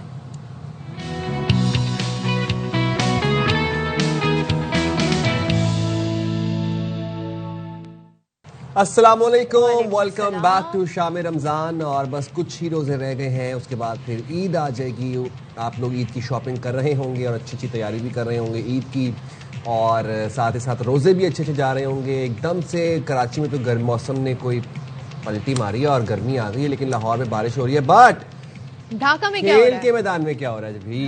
ढाका में वनडे सीरीज होगी किसके नाम, ये डिसाइड हो रहा है वहाँ पर। अच्छा जी, आज का जो मैच है वो फैसला कुन है। जरा सा आपको कुछ बता देते हैं कि सूरत हाल क्या है। 284 रन बांग्लादेश ने बना दिए हैं 5 विकेट के नुकसान पे। आखिरी ओवर की कुछ गेंदें जारी हैं इस वक्त, तो आप भी देख सकते हैं अच्छा खासा स्कोर बना लिया है। और पाकिस्तान ने ही बेसिकली दावत दी थी पहले बैटिंग की। तो देखते हैं जनाब, इसमें जो कहते हैं ना थोड़े से इशू हुए, हमने देखा हमारी टीम में तब्दीलियां भी हुई हैं, इंजर्ड हुए शामिल हुसैन तलत की जगह अब साद मसूद और गाजी गौरी ने डेब्यू किया है आज से, और वसीम जूनियर की जगह अबरार अहमद प्लेइंग 11 में शामिल हैं। तो बांग्लादेश के जो ओपनर्स हैं उन्होंने 103 रन बनाए, और तंजीद हसन ने 107, लिटन दास ने 41, सैफ हसन ने 36, नजमुल हसन ने 27 रन बनाए। लेकिन मैं ताज़ा तरीन आपको जो अपडेट्स हैं वो ये बता देती हूँ। 285 स्कोर हो गया है अभी तक। पे 5 ये 285 इज रियली गुड स्कोर। मुझे तो ये लगता है कि 285 अच्छा जा रहा है। 49.3 अभी मेरे ख्याल से 3 वो बॉल्स रहती हैं मजीद, और उसके बाद फिर ये मैच खत्म होगा। 285 मतलब 287 तक चला जाएगा या 280, अगर कुछ चक्का चौका ना लगा तो हम आपको बताएंगे भी अपडेट्स के बारे में। बट मूविंग फॉरवर्ड, कौमी क्रिकेट टीम के साबिक कप्तान सरफराज अहमद ने इंटरनेशनल क्रिकेट को खैरबाद कह दिया है। सरफराज, जी हाँ, ये वाले सरफराज, अपने सरफराज भाई। सरफराज की क़यादत में पाकिस्तान ने चैंपियंस ट्रॉफी जीती, T20 में नंबर 1 पोजीशन हासिल की थी, और आपको याद होगा कि सरफराज अहमद ने 232 मैचेस में टीम की नुमाइंदगी की, 6000 से ज़ायद रन्स बनाए, विकेटों के पीछे 315 कैचेस और 56 स्टंप किए। सरफराज अहमद को 2018 में बड़ा, आपको अब बताएं कि प्राइड ऑफ परफॉर्मेंस इनाम से भी नवाजा गया, वो एक अवार्ड से भी नवाजा गया। तो सरफराज भाई की बड़ी खिदमत हैं क्रिकेट के लिए, और सरफराज भाई वाला एरा बस लास्ट अच्छा कोई एरा मुझे लगता है, मुझे तो सरफराज भाई वाला याद है। उसके बाद क्या हुआ, चैंपियंस ट्रॉफी भी इन्होंने हमें जिताई भी है, तो क्या ही बात है सरफराज की। और ज़बरदस्त इनकी इनिंग्स रही हैं, ज़बरदस्त इनका करियर रहा है इस हवाले से। जनाब, सारी सूरत हाल पर बात कर लेते हैं। पाकिस्तान के साबिक टेस्ट क्रिकेटर तौसीफ अहमद साहब ने हमें ज्वाइन किया है। Thank you so much Tausif साहब फॉर ज्वाइनिंग अस। और ज़रा बताइएगा, अब शाहीन आफरीदी ने टॉस जीतकर बॉलिंग का फैसला किया, क्या ये फैसला दुरुस्त था? क्योंकि इस वक्त जो स्कोर हमारे सामने आ रहा है ये चेस करना मुश्किल हो सकता है। शुक्रिया। एक तो पहले खुशाइन बात है कि सरफराज को जो है उसने रिटायरमेंट, खुशाइन इस सेंस में कह रहा हूँ कि दायरे एक दफ़ा छोड़ना होता है कि फिर दायरे बड़ा असाइनमेंट उन्हें मिलने जा रहा है, और मेरे ख्याल चीफ सेलेक्टर के उस पर वायद होंगे। आपने प्राइड ऑफ परफॉर्मेंस की बात की, बिल्कुल हर उस आदमी को मिलना चाहिए जो अपने मुल्क के लिए करता है और ये होता है। हमने वो टीम सेलेक्ट की थी, हमारा पता नहीं नंबर आएगा कि नहीं आएगा, किस चीज में आएगा हमें नहीं पता, खैर ये एक मजाक की बात है, लेकिन सिलेक्शन कमेटी जो सिलेक्ट करती है उसका भी लोगों को ख्याल होना चाहिए कि क्या है। अच्छा, अब आपने बात की यस रन ज्यादा जरूर हो गए, बट आई थिंक मेरा ख्याल है मैं पिछले मैच में भी मैंने देखा है पाकिस्तान ने रन्स किए थे और उसके बाद उनको नहीं करने दिए, लेकिन इस दफा करंट जो इस वक्त चल रहा है वो 290 के ऊपर मैच खत्म हो गया, इनिंग्स खत्म हो गई। 291 का हदफ दिया गया है, 5 विकेटों के नुकसान पर 290 स्कोर किया है बांग्लादेश ने। जी हाँ, एक अच्छा स्कोर है मैं समझता हूँ, और बल्कि मैं ये जरूर कहूंगा कि ये कम हुआ है उस लिहाज से जिस तरह वो खेल रहे थे, बीच में आके अच्छी बॉलिंग की और उसके बाद जो है मेरा ख्याल 300 प्लस पे जा रहा था मैं कि शायद इतने बन जाएंगे जिस तरह स्टार्ट लिया उन्होंने। तो बट ये है कि आपको खेलना पड़ेगा, इस तरह खेलना पड़ेगा कि आपने जब ये चीज देख के दी है, रात को थोड़ा सा खेलना शाम में मुश्किल जरूर होता है, बट आई थिंक मेरा ख्याल आपने जब दिया कुछ सोच के ही किया है, और जिस तरह पिछले मैच में हमें ऊपर से बड़ी अच्छा स्टार्ट मिल गया था, तो आई होप, मुझे तो उम्मीद है, लेकिन उसके लिए आपको एक स्ट्रेटेजी बनानी पड़ेगी जो कि हम 1-1.5 साल से देख रहे हैं, कोई स्ट्रेटेजी नहीं बन रही है मैनेजमेंट की भी और जो खिला रहे हैं वो भी। अच्छा तौसीफ साहब, जरा ये तो बताएं कि इतना स्कोर इन्होंने पहुंचा दिया, ठीक ठाक स्कोर है, हमें याद है पहले मैच में गो कि जरा पिच का डिफरेंस होगा, लेकिन 114 रन में ऑल टीम आउट हो गई थी। यहाँ पर हमने क्या सोचकर इन्हें बैटिंग की दावत दी पहले? दूसरा, हमारे बॉलर्स जो है पाकिस्तानी बॉलर्स, वो क्यों नहीं अर्ली विकेटें हासिल कर सके? पिच बहुत अच्छी थी और अर्ली विकेट लेने का जहां तक ताल्लुक है, जाहिर है थोड़ा ऑफ और फिर कभी लेते हैं कभी नहीं लेते विकेट्स, वो हमें नजर आ रही है, लेकिन पिच अच्छी एक थी जरूर। और क्या सोच के किया ये तो हम अभी सोच भी नहीं रहे कि क्या सोच के किया, ये तो माइक हैसन से पूछेंगे। मां सदाकत ने हमने देखा दूसरे वनडे में 3 विकेटें हासिल की, उनसे आज ज्यादा बॉलिंग भी नहीं करवाई गई, तो क्या कप्तान यहाँ पे गलती कर रहा है? देखिए गलतियां कितनी गलतियां गिनवाएंगे हम, मैं तो सोच रहा हूँ अभी ये मैच हो जाए, अच्छा अल्लाह करे जीत जाए हम, तो फिर खुशियां मनाएंगे थोड़ी सी। और गलतियां तो बहुत हो रही है ना। अब लास्ट मैच में आपने देखा सरफराज ने रिटायरमेंट जरूर दे दी है, लेकिन एक अच्छा काम करके जा रहे हैं कि एक विकेट कीपर दे के जा रहे हैं जो कि वो फील्डिंग कर रहा है, गाजी की बात कर रहा हूँ। तो यहाँ ये भी सिलसिला नजर आता है, क्या रिजवान आज बैठ नहीं सकते थे?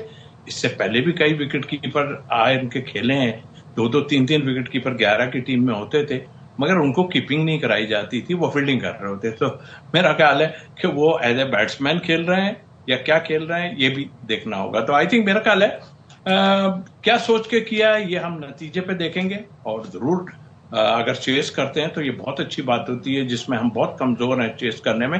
बट आई थिंक मेरा ख्याल है कि आपको इस तरह की क्रिकेट खेलनी पड़ेगी और लोगों को दिखाना पड़ेगा कि भाई हम 280, 290 हम तीनों चेस कर सकते हैं, बना सकते हैं, तो चेस भी कर सकते हैं। तो आई होप, मुझे तो है कि जो सोच के माइक हैसन कर रहे हैं, वैसे तो बहुत खराब कर रहे हैं वो हर लिहाज से, लेकिन आई होप, मुझे उम्मीद है कि प्लेयर्स हमारे कुछ करके देंगे।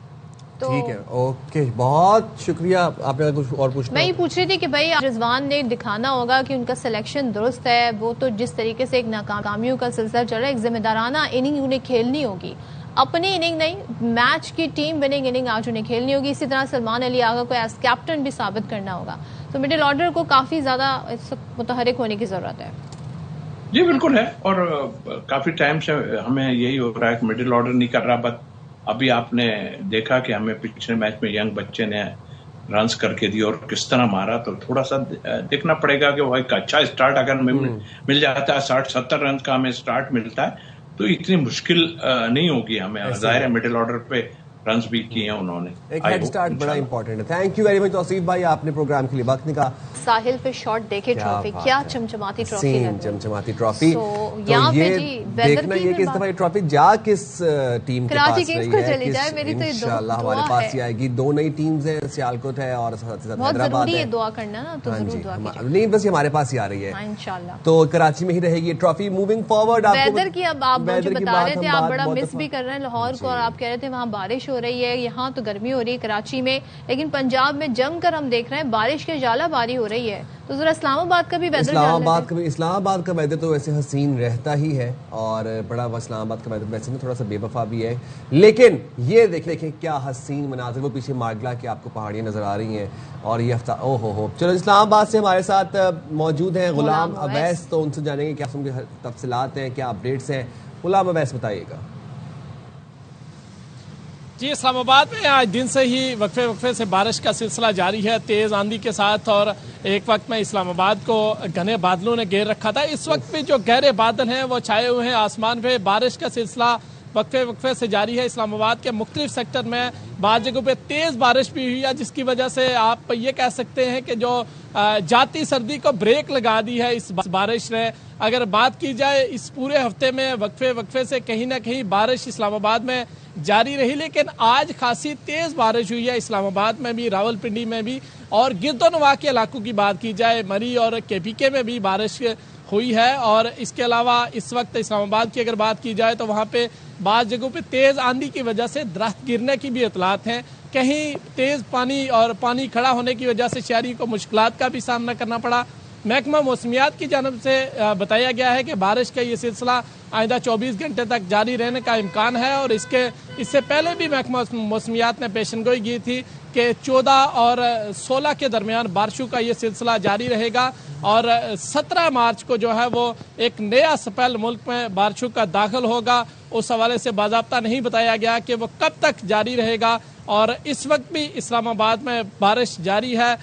اور اگر بات کی جائے تو محکمہ موسمیات نے جو شہریوں کے لیے ایڈوائزری جاری کی ہے اس میں بھی بتایا گیا ہے کہ شہری اس موسم میں جو غیر ضروری سفر ہے اس حوالے سے محتاط رہیں. غیر ضروری سفر سے احتیاط کریں, لیکن بھائی آج تو مزہ ہی دوبالا ہو جائے گا, افطار کا بھی, اور بارش بھی ہے, رمضان بھی ہے, تو پکوڑے بھی بنیں گے, ویدر آپ چیک کریں حسین فرائز بھی ہوں گی. ابھی سے ہمیں وہاں پہ لگ رہا ہے جیسے رات جیسا سما ہے. تو ویسے thank you so much. Fries ملتی ہیں بڑی زبردست, اس کے ساتھ نا ایک وہ چٹنی ہوتی ہے, تو میں نے کہا آپ وہ لوگوں کو بتاؤں جو لوگ آپ پارا گرین کلر کی ہوتی ہے, تو جو لوگ آپ پارا کے راؤنڈ رہتے ہیں وہ وہاں سے جا کے میں نے کبھی فرائز کے ساتھ گرین والی چٹنی نہیں کھائی. منٹ چٹنی ہوتی ہے وہ کیا آؤٹ اسٹینڈنگ. ابھی رمضان روزے کا امتحان ہو رہا ہے. اوور آل پورے ملک میں کیا چل رہا ہے جناب؟ اسلام آباد میں تو ہم دیکھ رہے ہیں موسم حسین ہو گیا ہے, لاہور میں بھی موسم نے کچھ کروٹ لی ہے, لیکن کراچی میں یہ کروٹ اپوزٹ کروٹ ہے, کیونکہ یہاں پر ایک دم سے گرمی آ گئی ہے.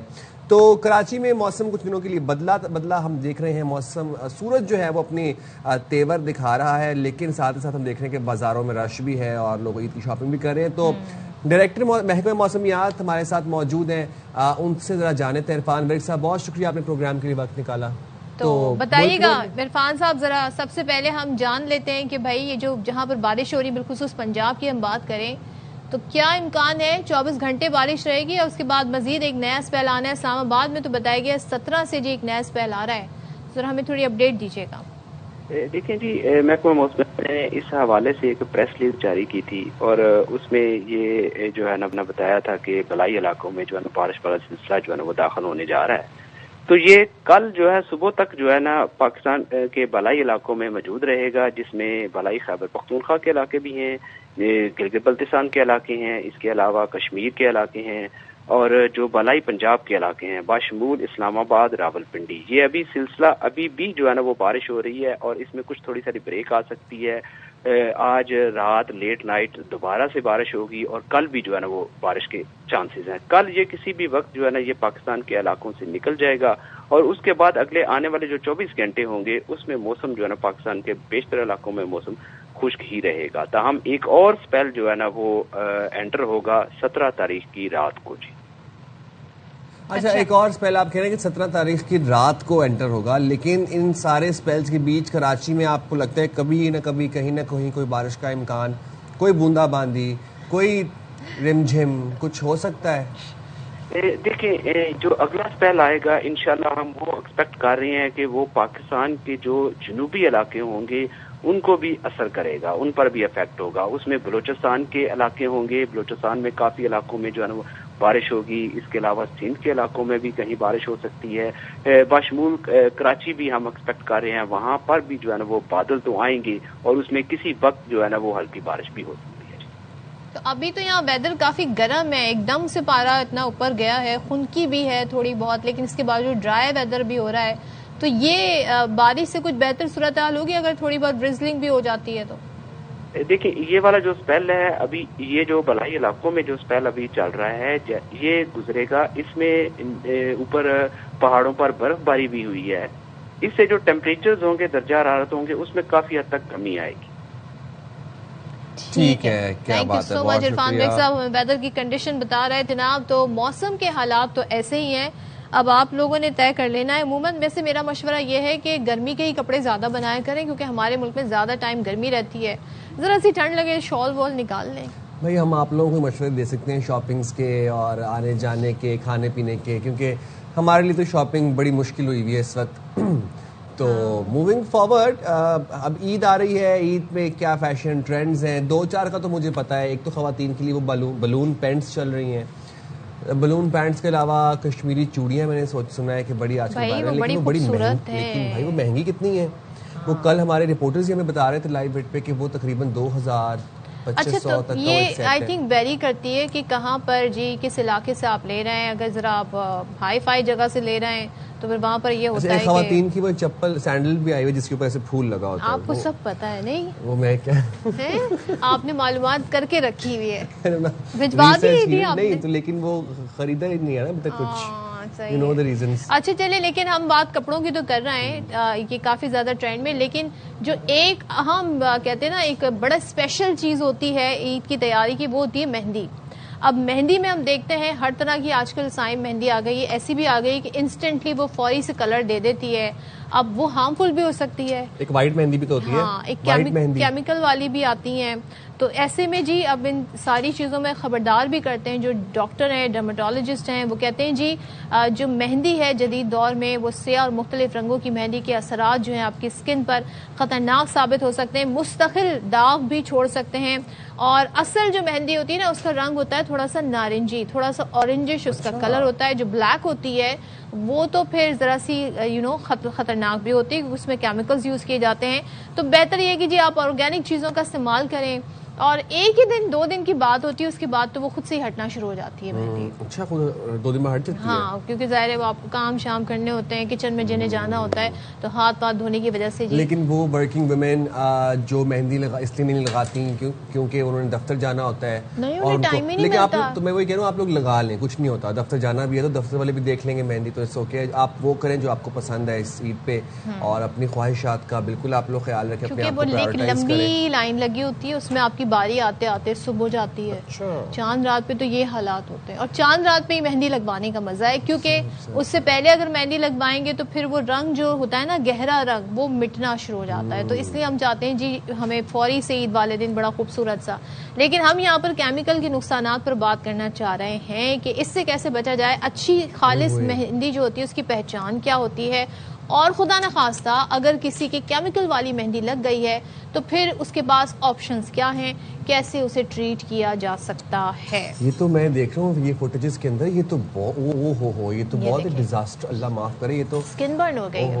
اگر کسی ایونٹ سے پہلے کوئی لگا لے اور خدا نہ خاصہ اس کو اس طرح کا کوئی ریئیکشن ہو جائے تو پھر بڑی خطرناک بات ہے. اللہ نہ کرے کسی کو اس کی شادی سے پہلے اگر ایسا کوئی ریئیکشن ہو جائے تو پھر بھائی کسی بھی موقع پہ ہونا ٹھیک نہیں. چلے جی اسکن اسپیشلسٹ ڈاکٹر عائشہ حمیرہ ہمارے ساتھ، ان سے بات کر لیتے ہیں. عائشہ تھینک یو سو مچ. السلام علیکم. وعلیکم السلام. تو ذرا ہم یہ جاننا چاہ رہے ہیں جی اچھی مہندی کون سی ہوتی ہے اور کیمیکل مہندی کی کیا پہچان؟ دیکھیں یہ تو بڑے کامنلی کیسز ہیں جو کہ شادی سے پہلے بچوں کے ساتھ بھی ہوئے ہیں، اور ہر عید کے بعد ہماری او پی ڈیز کے اندر یہ ریئیکٹیو کیسز آتے ہیں. اس کو کانٹیکٹ ڈرمیٹائٹس کہتے ہیں. جو بھی آج کل کیمیکل والی مہندی ہے اس کی وجہ سے یہ آپ کے اسکن کے اوپر ریئیکشن ہوتا ہے، اس کی وجہ سے پوری اسکن آپ کی برن ہو جاتی ہے. پھر اس کے جو نشانات ہوتے ہیں وہ جانا بھی ایک چیلنج ہوتا ہے. اگر آپ ارلی ٹریٹمنٹ کرا لیتے ہیں تو جلدی چلے جاتے ہیں نشانات، لیکن اگر آپ اس کو اور ڈیلیٹ کرتے ہیں تو پھر اس کے لیے بھی بہت سارا آپ کو 6 مہینے سال آپ کو لگ جاتا ہے بعد میں نشانات کو ٹریٹ کرنے کے لیے بھی. آپ کا کویسچن تھوڑا سا چیلنجنگ ہو جاتا ہے ہمارے سائٹ پہ بھی، کیونکہ یہ بتانا بہت مشکل ہے آج کل کے دور میں کہ کون سی مہندی پیور ہے اور کون سی مہندی پیور نہیں ہے. لیکن بہت کامنلی وہ جو ریڈ مہندی چلی ہوئی ہے نا جسے ہم انسٹنٹ رنگ دینے والی مہندی کہتے ہیں، اس کے اندر میجرلی بہت ہائی کیمیکل ہوتا ہے. اس مہندی کو اوائڈ کرنا چاہیے. اور میں یہ کہتی ہوں کہ وہ مہندی آپ پہلے ایٹ لیسٹ تھوڑی سی ٹرائی کر لیں، 24 آورز آپ ویٹ کر لیں تھوڑے سے حصے کے اوپر. اگر آپ کو کوئی ریئیکشن نہیں آتا تو آپ وہ مہندی اپلائی کریں. یہ سب سے بیسٹ سیفٹی پروٹوکول ہے. اچھا، اور یہ جو سیاہ مہندی میں شامل ہوتے ہیں کچھ کیمیکلز، یہ آپ کی اسکن کے ساتھ کرتے کیا ہیں ویسے؟ یہ کیسے ریئیکٹ کرتے ہیں؟ دیکھیں الرجی ریئیکشنز کسی بھی پروڈکٹ سے، کسی بھی کاسمیٹک سے جس طریقے سے نارملی ہوتا ہے، تو بالکل اسی طریقے سے جو مہندی ہے ان کے اندر کچھ ایسے سرٹن کیمیکلز ہوتے ہیں جو کہ آپ کی اسکن کے لیے ہارش ہوتے ہیں. وہ آپ کی اسکن کی پی ایچ کو سوٹ نہیں کرتے. جیسے ہی وہ آپ کی اسکن کے اوپر ان کانٹیکٹ آتے ہیں تو آپ کی اسکن کے اوپر سڈنلی ایچنگ یا برننگ سینسیشن اسٹارٹ ہو جاتی ہے. اچھا، اگنورینس وہاں ہوتی ہے جہاں لوگ اس کو سیریس نہیں لیتے. جیسے ہی آپ مہندی لگائیں تو فوراً سے آپ کو ایسا محسوس ہو کہ یہ میری اسکن پہ برن کر رہی ہے تو آپ فوراً سے واش کر دیں. نہیں، لوگ اس کو لگا کے بیٹھ جاتے ہیں، 10 منٹ 15 منٹ انتظار کرتے ہیں تو پھر وہ آپ کے اندر سے اسکن لیئر کو برن کرتی ہے، اس کے اندر ریئیکشن کریٹ ہوتا ہے جس کی وجہ سے پھر آپ کو مزید اس میں انفیکشن ہو جاتا ہے. کبھی کبھی پانی بھر جاتا ہے، پس بن جاتی ہے. لوگ اس کو نہیں نگلیکٹ کر رہے ہوتے ہیں. اور سب سے غلطی جو زیادہ کرتے ہیں وہ گھر میں رکھے ہوئے، جو بھی کسی نے کہا کہ اگر آپ اس کے اوپر جو ہے ایلو ویرا لگا لیں، ٹوتھ پیسٹ لگا رہے ہیں، آپ اس طرح کی چیزیں لگا لیں تو یہ ہیل ہو جائے گا. اور لوگ پھر وہ ٹوٹ کاسٹ کرنا شروع کر دیتے ہیں اور پھر وہ 5-5 10-10 دن تک اس کو لگاتے رہتے ہیں. پھر کچھ نہیں ہوتا تو پھر وہ ڈاکٹر کے پاس آتے ہیں. جب وہ ڈاکٹرز کے پاس آتے ہیں تو اس ٹائم تک کیس بہت بگڑ چکا ہوتا ہے. پھر اس میں سیکنڈری انفیکشن ہو جاتا ہے. پھر ہم ان کو اینٹی بایوٹکس دیتے ہیں کچھ عرصے کے لیے، پھر ٹاپیکل آئنٹمنٹس دی جاتی ہیں. پہلے اس انفیکشن کو، اس انفلیمیشن کو ختم کیا جاتا ہے. پھر اس کے بعد آپ کے نشان رہ جاتے ہیں. پھر وہ نشان کو ریموو کرنا ایک اور چیلنج ہوتا ہے. اس کے لیے کوئی لیزر ہوتی ہے یا کیا؟ اس کے لیے کیا ٹریٹمنٹ ہوتا ہے نشان؟ ہاں، اس کے لیے کیمیکل پیلز ہوتی ہیں، لیزرز ہوتی ہیں، بٹ ڈیپینڈ کرتا ہے کہ ڈگری آف برن کیا ہے. اگر بہت سیویئر برن ہے تو فوراً سے آپ ٹریٹمنٹ نہیں دیتے، 1 month 2 months کا گیپ لیتے ہیں. پھر اس کے بعد ہم سلولی اینڈ گریجولی پیشنٹس کو شفٹ کرتے ہیں. کبھی کبھی لیزرز بہت زیادہ ہیلپ کرتے ہیں. اگر مائلڈ گریڈ لیزرز آپ استعمال کروائیں تو وہ بہت ہیلپ کرتے ہیں نشانات کو ختم کرنے میں. بٹ اگین اس کے سیشنز ہوتے ہیں جو کہ 3 weeks یا 4 weeks اپارٹ کیے جاتے ہیں، کیونکہ ظاہر ہے لیزر اٹ سیلف ایک برننگ ڈیوائس ہے تو ہم اس کو بھی فوراً سے جلدی ون سیشن میں وہ رزلٹ نہیں ملے گا. لیکن آپ نے شروع میں کہا کہ ایچنگ ہوتی ہے، تھوڑی سی برننگ فیل ہوتی ہے. لوگ اسے اکثر سمجھتے ہیں جی مہندی جب ڈرائی ہوتی ہے نا تب ذرا ایچنگ ہوتی ہے، تو یہ اس ڈرائینس میں اور اس ایچنگ میں کیا فرق ہے؟ اچھا، آپ نوٹس کیجئے گا صدف کہ مہندی جب ہم لگاتے ہیں تو وہ ٹھنڈک کا احساس ہوتا ہے. اس میں جب مہندی ڈرائی ہو رہی ہوتی ہے تو ایسا ہمیں کوئی ایسی برننگ نہیں ہوتی ہے، کھچاوٹ ہوتی ہے. کھچاوٹ از نارمل کہ وہ کوئی چیز آپ کی اسکن پہ ڈرائی ہو رہی ہے تو ظاہر ہے وہ اندر سے کھچاؤ آپ کو فیل ہوگا. لیکن جیسے ہی آپ کو برننگ کا احساس ہو اور اتنی برننگ ہو کہ آپ کو محسوس ہو کہ یہ مجھے ڈسکمفرٹ کریے یہ، یا مجھے تھوڑا سا پینفل لگ رہی ہے یا یہ نارمل نہیں ہے، تو آپ اس کو فوراً واش کر دیں، اٹس بیٹر.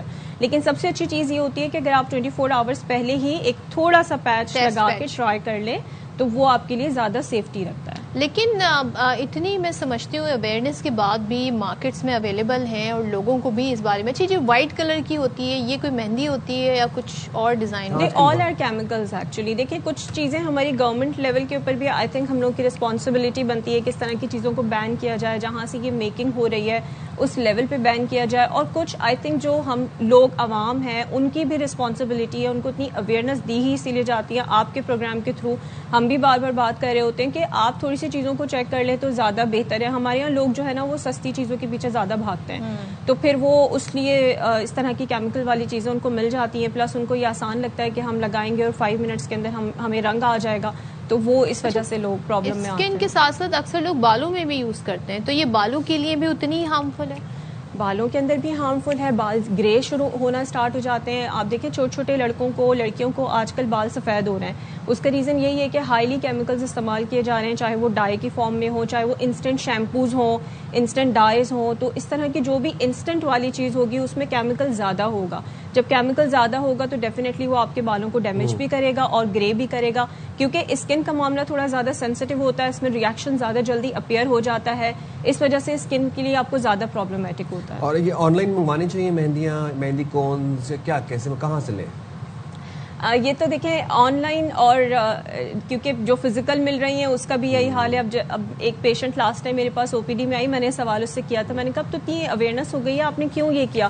کہنے لگی بس وہ گھر کے قریب ہمارے تھا اور سب لڑکیاں جمع ہوئی، ہم نے کہا یہاں سے مہندی لگا لیتے انسٹنٹلی، تو وہ ہم نے تو یہ کہہ نہیں سکتے آپ کہ یہ آن لائن ہے یا فزیکل ہے. آج کل تو ہر جگہ ہر چیز مل رہی ہے. I think check and balance Hare level پہ ہونا چاہیے، اور جہاں سے میکنگ ہو رہی ہے وہاں سے کوئی چیک اینڈ بیلنس بالکل. اچھا، کچھ برانڈز ہیں جن کے ہم نام ظاہر نہیں لے سکتے، لیکن وہ جو ہے آرگینک پروڈکٹس ہیں ان کے ہوتے ہیں، تو کوشش کریں کہ آپ ان سے ہی مہندی خریدیں. آرگینک کے نام پہ بھی بہت کچھ ہوتا ہے یہاں پہ صدف. آرگینک بھی it's not a safe thing کہ اگر کوئی آرگینک ہوگا تو وہ سیف ہوگا. बट ये है कि बस patch test is the most safest बस मेहंदी के पत्ते लेकर उसको पीस लें नहीं, आप फोन मेहंदी लें, लेकिन आप उसको पहले अप्लाई करके चेक कर लें. अगर आपको कोई रिएक्शन नहीं आ रहा, वो चीज आपके लिए सेफ है. फिर वो ये आपने बिल्कुल अच्छी टिप हमें दी है कि अच्छा टेस्ट पैच हर चीज का करना चाहिए, चाहे वो आप कोई क्रीम यूज कर रहे हैं, कोई प्रोडक्ट यूज कर रहे हैं. Thank you so much Ayesha, बहुत शुक्रिया आपका, और बहुत आपने टाइमली हमें सारी चीजें बताई हैं. तो ये अभी आपके पास मौका है, अगर आप घर में कोन ले आए हैं, मेहंदी ले आए, तो उसका टेस्ट पैच कर लें. 24 घंटे में आपको कोई रिएक्शन नहीं होता, it's safe to apply then. हम जाएंगे छोटी सी ब्रेक पे, हाजिर होंगे ब्रेक के बाद से. वो दोस्त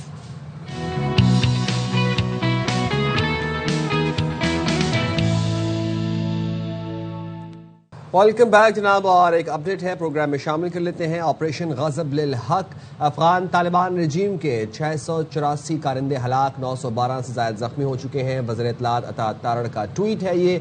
अफगान तालिबान की अब तक 252 पोस्टें तबाह हो चुकी हैं और 44 पर कब्जा किया गया है. अफगान तालिबान रजीम के 229 टैंक और मुसल्लह गाड़ियाँ तबाह कर दी गई हैं. अफगानिस्तान में 73 मकामात पर फ़िज़ाई कार्रवाइयों में अहदाफ को निशाना बनाया गया है. तो वज़ीर इत्तलात अता तारड़ ने ये ट्वीट की है एक्स पर, जिसमें उन्होंने लिखा है कि अफगान तालिबान रजीम के 684 कारिंदे हलाक और 912 से ज़ायद ज़ख्मी हो चुके हैं. साथ ही साथ 252 पोस्टें तबाह की जा चुकी हैं, 44 पर कब्जा कर लिया गया है. रजीम के 229 टैंक और मुसल्लह गाड़ियाँ तबाह कर दी गई हैं. अफगान तालिबान रजीम के 229 टैंक और मुसल्लह गाड़ियाँ तबाह की गई हैं. अफगानिस्तान में 73 मकामात पर फ़िज़ाई स्ट्राइक्स भी जारी हैं और उनमें अहदाफ को निशाना बनाया गया है.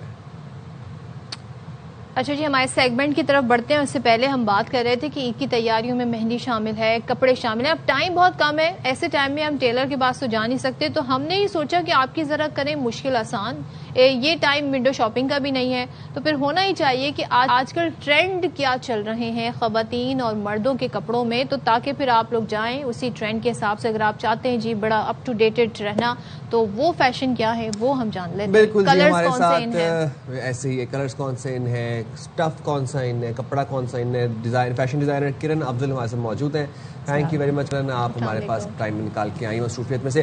खवातीन में ईद ट्रेंड्स क्या चल रहे हैं अब जनाब, क्या पहने लड़कियां और खवातीन, क्या टाइम कम है और बनाने कपड़े. हाँ जी, लास्ट टाइम फर्शी शलवार का बहुत फैशन था. आपको पता है आधी अवाम इस वक्त फर्शी शलवार थी. इस दफा फर्शी शर्ट्स चल रही हैं. फर्शी शर्ट्स कैसी होती हैं? वो फुल लॉन्ग, यानी कि आपके जो पैरों तक. काफ्तान नहीं होते हो? नहीं, फुल. और मतलब आप जो आ रहे हैं वो इतनी फर्शी शर्ट्स बना दें और ये कर दें, तो आजकल बहुत इन हुई हुई है. लॉन्ग शर्ट्स तो इन हुई हुई थी, लेकिन अब पैरों से भी बिल्कुल नीचे जो शर्ट्स होती हैं वो संभालेंगे कैसे? वो चल रही हैं. साथ प्लाजो का बहुत फैशन है, शलवार का बहुत फैशन हुआ है. तो ट्रेंड बस चेंज होता रहता है. लास्ट ईयर प्लाजो किसी जमाने में बड़े इन थे, अब दोबारा से वापस आ गए. बलून पैंट्स भी आ गई हैं. बलून पैंट्स भी आती है, लेकिन वही बात है ना कि मेजोरिटी हर फैशन तो नहीं कर रही इस टाइम, लेकिन हर बंदा अपनी कैरी कैसे करना है बॉडी के हिसाब से जो भी चीज़ें होती हैं. लेकिन फर्शी शर्ट्स हम इतनी ज़्यादा इस वक्त बनवा रहे हैं और बना रहे हैं. एक बात तो बनाए थे, प्राइस क्यों इतने ज़्यादा है? हर बार इतने पैसे बढ़ जाते हैं.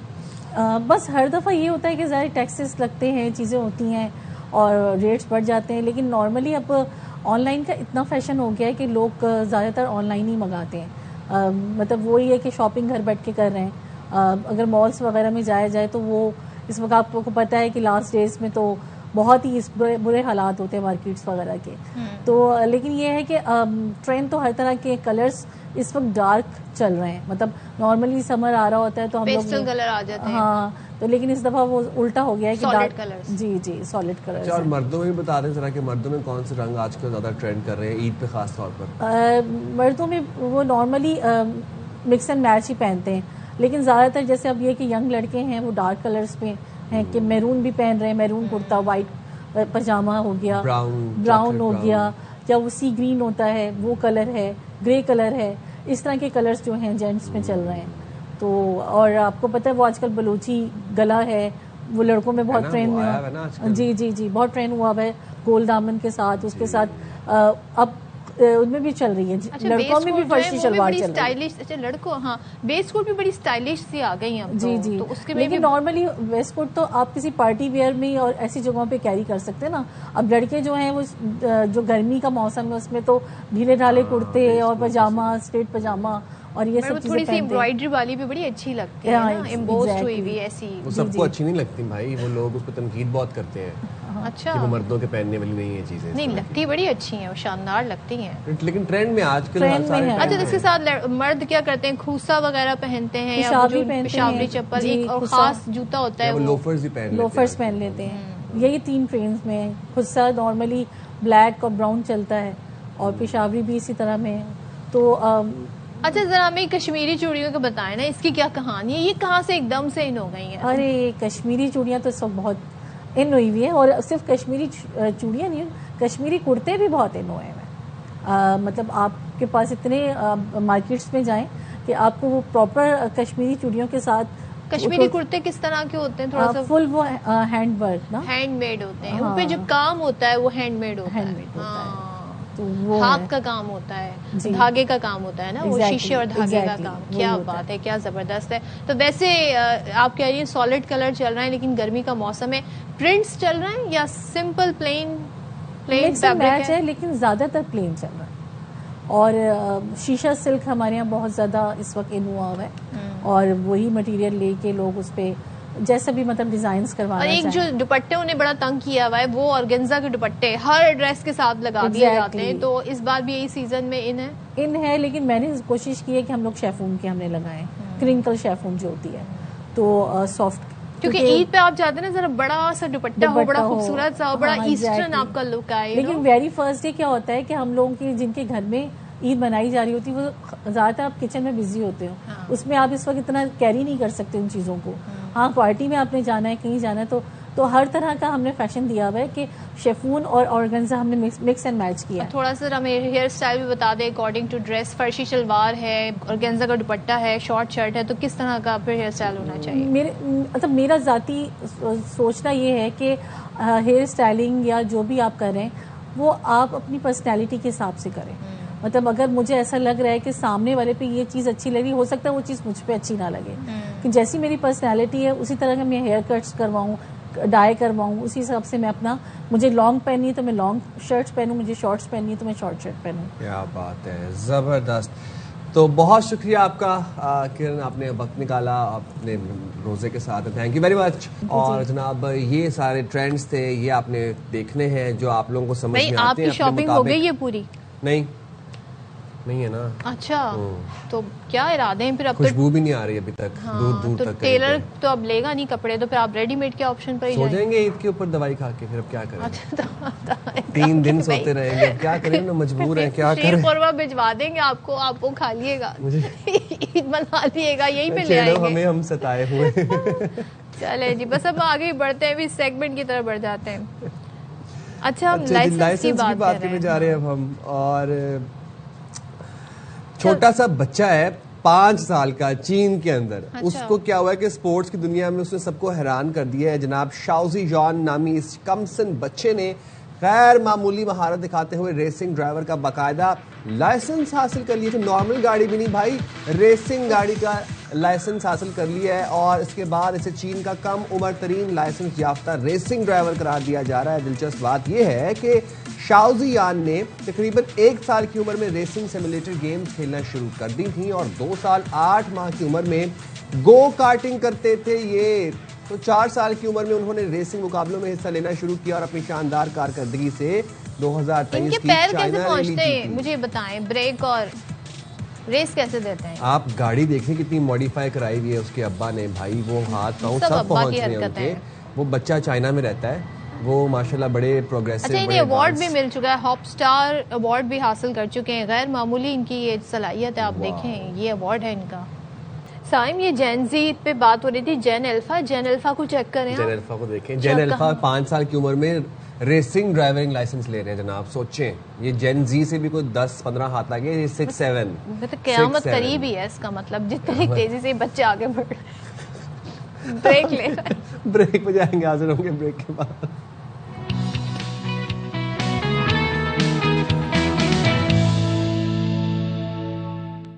اچھا جی، ہمارے ملک میں بڑی زبردست قسم کی اگر ہم بات کریں اسٹرکچر کے حوالے سے، تو ہیریٹیج جو ہے پاکستان کا بڑا ہی مغلیہ دور کا بڑا ہی خوبصورت ہے، اور ریپرزینٹ کرتا ہے ایشیا کو، سب کانٹیننٹ کو. تو اونچ شریف کی بات کرتے ہیں.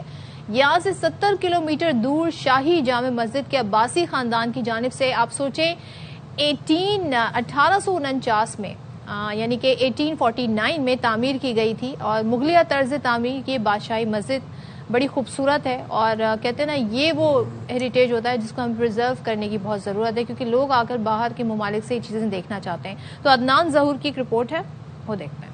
مغلیہ طرز تعمیر اور بادشاہی مسجد کی جھلک کی حامل یہ خوبصورت شاہی جامع مسجد عباسیہ کو 1949 عیسوی میں نواب صادق خان سوئم کے دور حکومت میں تعمیر کیا گیا. مسجد کا ایک بڑا داخلی دروازہ اور اطراف کے 2 دروازے ہیں جبکہ اس کی چھت پر 3 بڑے گنبد اور اطراف میں خوبصورت مینار بنائے گئے ہیں. اور الحمدللہ یہ مسجد کو 180 سال تھی گئے بنے ہوئے اور نواب بہاول خان سوم نے 1265 ہجری وجی کو مکمل کی تھے. مسجد کی عمارت پر سنگ مرمر کا استعمال اور صحن کے فرش پر اورنج اور ریڈ کلر کے روغنی ٹائلیں اس کی خوبصورتی کو 4 چاند لگا دیتی ہیں. اس مسجد کا حال کشادہ ہے جس میں 1000 نمازی نماز ادا کر سکتے ہیں جبکہ صحن میں بھی ہزاروں کی تعداد میں نمازی نماز ادا کر سکتے ہیں. مسجد کی پچھلی جانب کھڑکی سے قلعہ ڈراور اور اطراف کا منظر دکھائی دیتا ہے جو اس مقام کی جغرافیائی اہمیت کو بھی واضح کرتا ہے. پرانی مسجد ہے ماشاءاللہ اتنی خوبصورت بنی ہوئی ہے سنگ مرمر سے بنی ہوئی ہے تو اس کی دیکھ بھال کرنی چاہیے حکومت کو. اس کو مزید خوبصورت بنائیں اس کو رنگ وغیرہ کریں تو اتنی دور سے لوگ آتے ہیں اس کو دیکھنے کے لیے قلعہ دیکھنے کے لیے اس بادشاہی مسجد کو دیکھنے کے لیے تو اس کو چاہیے کہ مزید اس کو رینوویٹ کریں اس کو اور زیادہ پیارا بنائیں تاکہ لوگ اتنی دور سے آتے ہیں آ کے دیکھیں. مغلیہ طرز پر تعمیر کی جانے والی شاہی مسجد اپنے دور کی شاہکار ہے. حکومتی عدم توجہی کے باعث انتہائی خستہ حالی کا شکار ہے. حکومت کو چاہیے اس ورثے کو محفوظ کرے. کیمرہ ٹیم کے ساتھ عدنان ظہور سعیدی ARY نیوز شریف. اچھا جی آپ کو یاد ہوگا گل پلازا اور گل پلازا سانحے کے بعد وہاں کے جو دکاندار تھے ہم سب نے کہا تھا جی ان کو ریچ آؤٹ کریں ان کو ہیلپ کریں لیکن اب پتہ ہے گل پلازا والے اب کہاں پر موجود ہیں متاثرین؟ گل پلازا متاثرین جو ہیں انہوں نے ایکسپو سینٹر میں پاپ اپس لگائے ہیں اپنے سٹالز وہاں پر سجائے ہیں انہوں نے تاکہ جب آپ ایکسپو سینٹر جاتے ہیں تو تمام شہریوں کو وہاں پر گل پلازا میں ایکسپو سینٹر میں ایک چھت تلے سارے آپ کو وہاں پر ورائٹی آف تھنگز مل جاتے ہیں. ہوم ڈیکور کی چیزیں ہیں وہاں پہ کچن ویئر ہے سب کچھ ہے. سلمان لودھی نے وہاں کا وزٹ کیا ہے ایکسپو سینٹر کا آپ کو ذرا دکھاتے ہیں. کے موقع پر خریداری کے لیے گل پلازا جانے والوں کے لیے اچھی خبر. سانحہ گل پلازا کے متاثرہ دکانداروں کو ایکسپو سینٹر میں جگہ فراہم کر دی گئی. دکاندار کہتے ہیں گل پلازا ان کی پہچان تھی. عید کے موقع پر عارضی جگہ فراہم کرنے پر حکومت کے شکر گزار ہیں. گل پلازا کی یادیں تو کسی سے بھی ہم لوگ کمپیئر نہیں کر سکتے کیونکہ گل پلازا کی یادیں تو گل پلازا تھا نا وہ تو ہمارا گھر تھا. بیسکلی میں 16 سال سے وہاں پر 30 تھا ہم لوگ کوئی 40 سال سے تھا کوئی 38 سال سے تھا تو گل پلازا تو بہت زیادہ ہم لوگوں کا ایک گھر تھا. بیسمنٹ میں ہماری شاپ تھی اور وہ مشہور دکان تھی ماشاءاللہ بچوں کی محنت تھی اور کراچی والوں کا پیار تھا. ہمیں کچھ پیسے ملے گورنمنٹ کی توسط سے تو ہم نے یہ تھوڑا بہت سیٹ اپ کہیں سے بنوایا. ان کا انیشیٹو بہت اچھا رہا کہ ایکسپو سینٹر میں انہوں نے ہمیں جگہ دی. ہم نے یہاں پر اپنا کاروبار دوبارہ شروع کرا. خریدار بھی کہتے ہیں جو سامان گل پلازا میں مل جایا کرتا تھا وہ اب یہاں بھی دستیاب ہے. گل پلازا والوں نے یہاں پر اپنی ایکسپو ارینج کی ہے اور کافی اچھا لگ رہا ہے اور ہم گل پلازا والوں کے ساتھ ہیں بالکل کیونکہ کافی بڑا سانحہ ہوا ہے. جتنا بھی طبقہ ہے خریداری کا وہ بہت مس کر رہا تھا گل پلازا کی ٹوٹل ویرائٹی کو اوور آل ساری چیزوں کو. ایکسپو سینٹر کے 3 بڑے ہالوں میں سانحہ گل پلازا کے دکانداروں کو عارضی دکانیں قائم کر کے دی گئی ہیں جہاں رات گئے تک خریداروں کا رش رہتا ہے. کیمرامین محمد عدنان کے ساتھ سلمان لودھی ARY نیوز کراچی. کیا بات ہے جو لوگ مس کر رہے تھے ان کے لیے بڑی اچھی اپرچونٹی ہے. پورا رمضان بہت سے ایسے پاپ اپ بازارز لگ رہے ہیں گل پلازا کے. متاثرین وہاں پر اپنے بزنسز کو پروموٹ کر رہے ہیں سٹالز ہیں. ہمیں دیجیے گا اجازت. آپ لوگ اپنا بھی خیال رکھیں اپنے ارد گرد لوگوں کا بھی خیال رکھیں. جتنی چیز سے مدد ہو سکے اتنی کریں. اللہ حافظ. اللہ حافظ. اینڈ پاکستان زندہ باد.